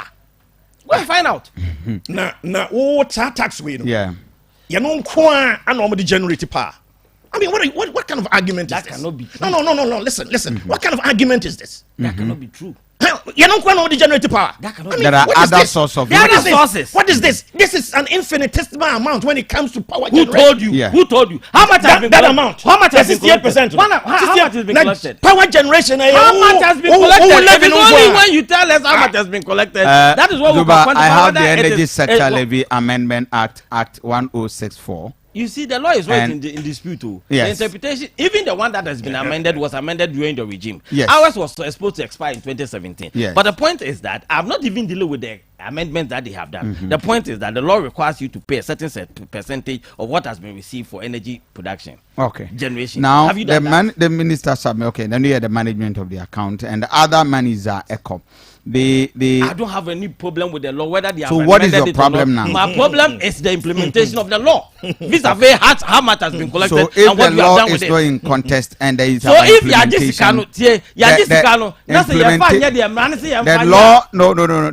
the law is a LI, and therefore that's what the problem is. They flouted it, and that cannot be because a LI there. You need to go according to how. Very good. That is what my problem is. That the law says that pay a certain amount of money for energy generation. But energy sector debt has always, even in your government, was even higher. Energy sector debt. Because are you aware energy sector within debt, the ESLA? Energy sector debt. Look what we introduced here. There's a lot of energy sector debt. Your sanitation component, sanitation and pollution component. As energy sector, there's something that he was blaming Amisha for. So any money that is every money that is collected is paid into the consolidated account. Once the money is paid into the consolidated account, disbursement becomes the responsibility of Minister of Finance. Yeah. I want you to take control. I understand. Okay, I understand. I have refused certain invitations because of that. I understand. Why any submission? I'm here. Sure. Man, sure, but me kind your kind. Yeah. Okay. Yes, me kind your kind, and that is why me 18. Of course. Your interpretation of the law is interpretation. You do not interject. Perhaps you are not even appreciating even the law in the first place. The law that you read and you are not how even appreciating the law. To interpret it we introduce a huge energy and you have come to inherit it. Okay. You have come to inherit it. They extended the law and improved on it. Zuba, and I'm saying that if you are not using process, if you are not using process, allow Senior Shak Brobe, Mr. Shak, you have just a minute. Wrap up, Mame. What do you want to communicate? Now you're answering. My time now, far spent. Mame, into you. Okay. I'm grateful for all of you, your time. I was for Senior Shaka. And obtaining Kano, and you also heard Zuba. And I'm going to say, Yamea Duma, you have some special 20 best up next at the Akumambre. Benjamin crying sick at the Messi, when you met family, you, me pet to us, me pet tax, and young one was in me, I don't know. At what at what year pine, at Roma, was a pen as I mine, or to I found no when you mutant time, or to our ward, at what year mine. Shout out to girls and move tax day, where shall we do? Maminya birthday wish you a very quick one. Na Yen Sorenko. Happy birthday to one of our island listeners, Neba Jaden Ajemeduya Bewa. Jaden Ajemeduya Bewa, aka PK. Oya people Sepetin Pum Primary School. KGA Bema Obapa Ernest Bewa. I wish you happy birthday. Enjoy your day and be blessed, boy. Nyame inshallah no onye okese. Era bunyina ase ebusafo ebisan so ehia biem.